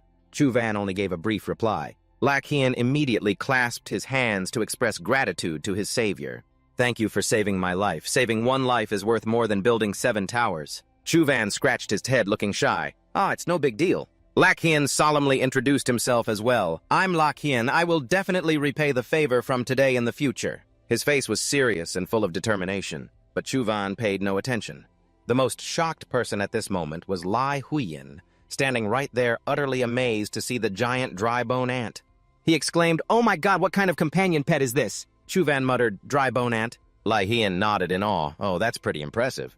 Your companion pet has become bone dry, so the pond water's corrosion has no effect on it. So the lotus monster's blood and seed attacks don't harm it at all." Immediately, Lai Huyen got an excited idea and tempted, "Do you want to let it try to take down that flower? I have a feeling this is definitely promising." Chuvan turned to look at the giant white lotus with its petals bearing eerie faces. Each petal could launch terrifying attacks. He silently thought that this flower was not like a typical mutated Buddha heart lotus. It might be a legendary dimensional creature. He thought further, this is not a game. If the dry bone ant dies, it's a real loss. Worried about safety, Chuvan prioritized minimizing damage as much as possible. He activated the summon command for the dry bone ant to rest. Lai Huiyan showed irritation and disappointment. What's there to be afraid of? It's just a companion pet. If it can handle that monster, it's a big win. Chuvan refused to back down, replying firmly, I'm not a gambler. He meant he didn't want to gamble the dry bone ant's life in this life-or-death bet. Lai Huiyan reluctantly followed Chuvan, who was walking away. He muttered, could it be he's mad now? Where's the enthusiasm of a young man gone? Of course, Chuvan had no intention of that, and quickly walked off to prepare to go home. Li Huiyan kept complaining, what a waste of 2 pass papers without gaining anything. Wait until tomorrow when news about the giant lotus spreads, someone might snatch it first. But Chuvan remained resolute, not paying much attention to Lai Huiyan's words. He said, Lai Huiyan, I'm heading back to my room first. By the way, hand me the Buddha city map. Maybe I can use it later. Li Huiyan nodded. No problem. But he suddenly found it strange and thought, why is that? This kid's mood seems not bad. Is there something I don't know about? Chuvan placed his hand on his thigh to seriously sense the primal energy once more, but nothing special seemed to appear. According to his feeling, besides a warm, pleasant sensation, there were no significant changes. He thought silently, no wonder Lai Huiyan never mentioned the primal energy skill of Buddha Heart Lotus, only kept repeating that name. Suddenly, when Chuvan picked up his phone, he was unexpectedly attacked by a move that could only be from Buddha Heart Lotus, but this one was much stronger than usual ones. Luckily, thanks to the dry bone ant timely blocking the blow, he did not lose blood or die immediately. On the other side of the shore, a lotus bud slowly emerged, but it was not an ordinary lotus bud. It was the Xuan Van Buddha Heart Lotus leader of those buds with blazing red eyes and a prominent red gem on its head affirming its status. That was the mystic Lotus Buddha Heart leader of the lotus buds with blazing red eyes and a prominent red gem on its head asserting its status. Chuvan was excited, his eyes brightening, thinking that indeed this monster also existed in the game. Without hesitation, he shouted orders for his pet to attack. Dry bone ant, handle it. The dry bone ant roared and charged at terrifying speed, demonstrating its training skills. Chuvan shouted loudly, let's teach it a lesson in the game. The dry bone ant's eyes gleamed brightly, obeying its master's command, gaining momentum to swiftly charge at the opponent. If the dry bone ant got close, the Buddha Heart Lotus probably couldn't withstand it. But that was just speculation because this boss wasn't ordinary. When the dry bone ant got close, the mystic Lotus Buddha Heart promptly unleashed a move I call the Triple Candy Boom Boom Boom. 3 shots fired simultaneously, successfully launching 3 extremely dangerous candies. They looked both delicious and painful. But do you think Chuvan's pet would be defeated? No way. With a steel-hard shell, the dry bone ant was completely unharmed by that move. Seeing the attack was ineffective. The lotus bud hesitated, closing its petals to protect itself, retreating into the pond as if trying to flee. Chuvan realized this was a golden opportunity and shouted, still want to run. Dry bone ant, handle it. The dry bone ant charged quickly. Buddha Heart Lotus's 2 thick, sharp claws aimed straight at the lotus bud. Who do you think will win? That's right, it's the boss Mystic Lotus Buddha Heart. Why? Let's rewind to the moment just before the dry bone ant was about to strike the lotus bud when it unexpectedly unleashed a move Chuvan didn't anticipate. In an instant, it opened its mouth wide as if inviting the prey to jump in. It was like the dry bone ant was throwing itself into certain death. As mentioned, this lotus bud wasn't an ordinary one.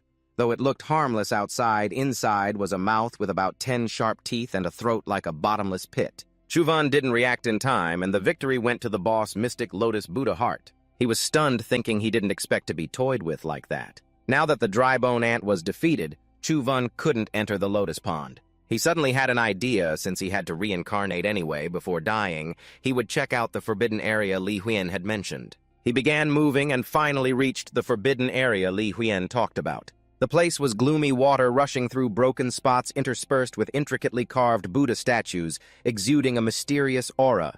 Chuvan crossed an old stone bridge, thinking to himself that this place was truly strange. There were no monsters along the way, but after crossing the bridge, the scene before him left him stunned. He muttered, ahead is the scary, gloomy, forbidden area also called the Little Buddha Temple.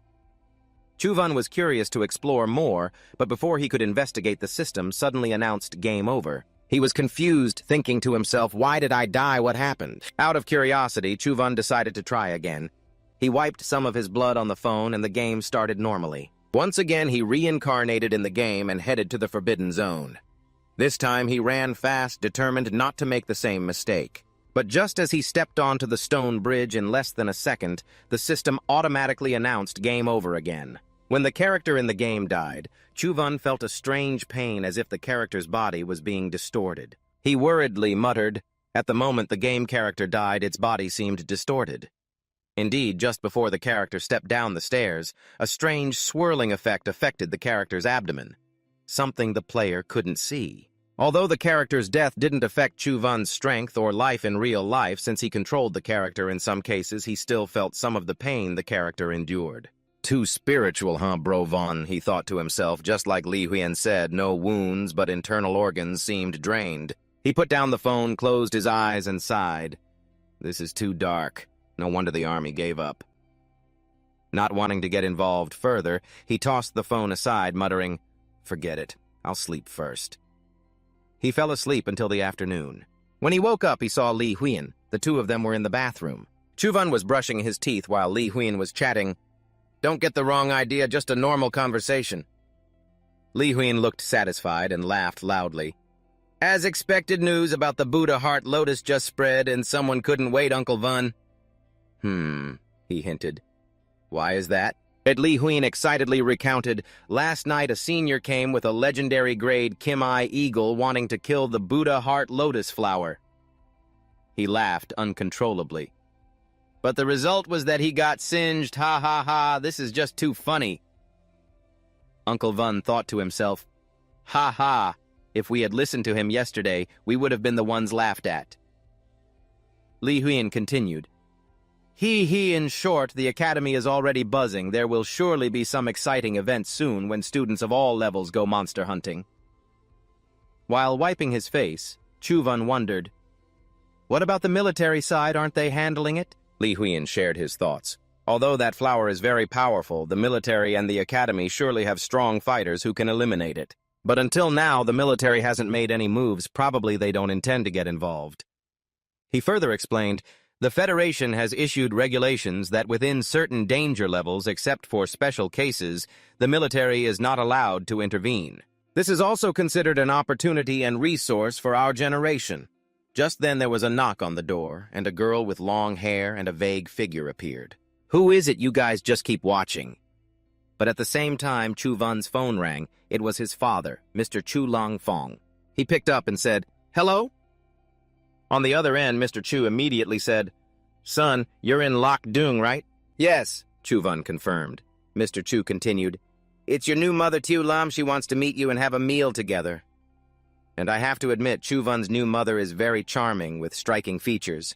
Big eyes, a high nose, attractive tanned skin, and a figure that's hard to look away from. After hearing this, Chu Van gave a faint smile, showing little interest, and replied, "I'm fine now. And as for Dad's side, I won't get involved."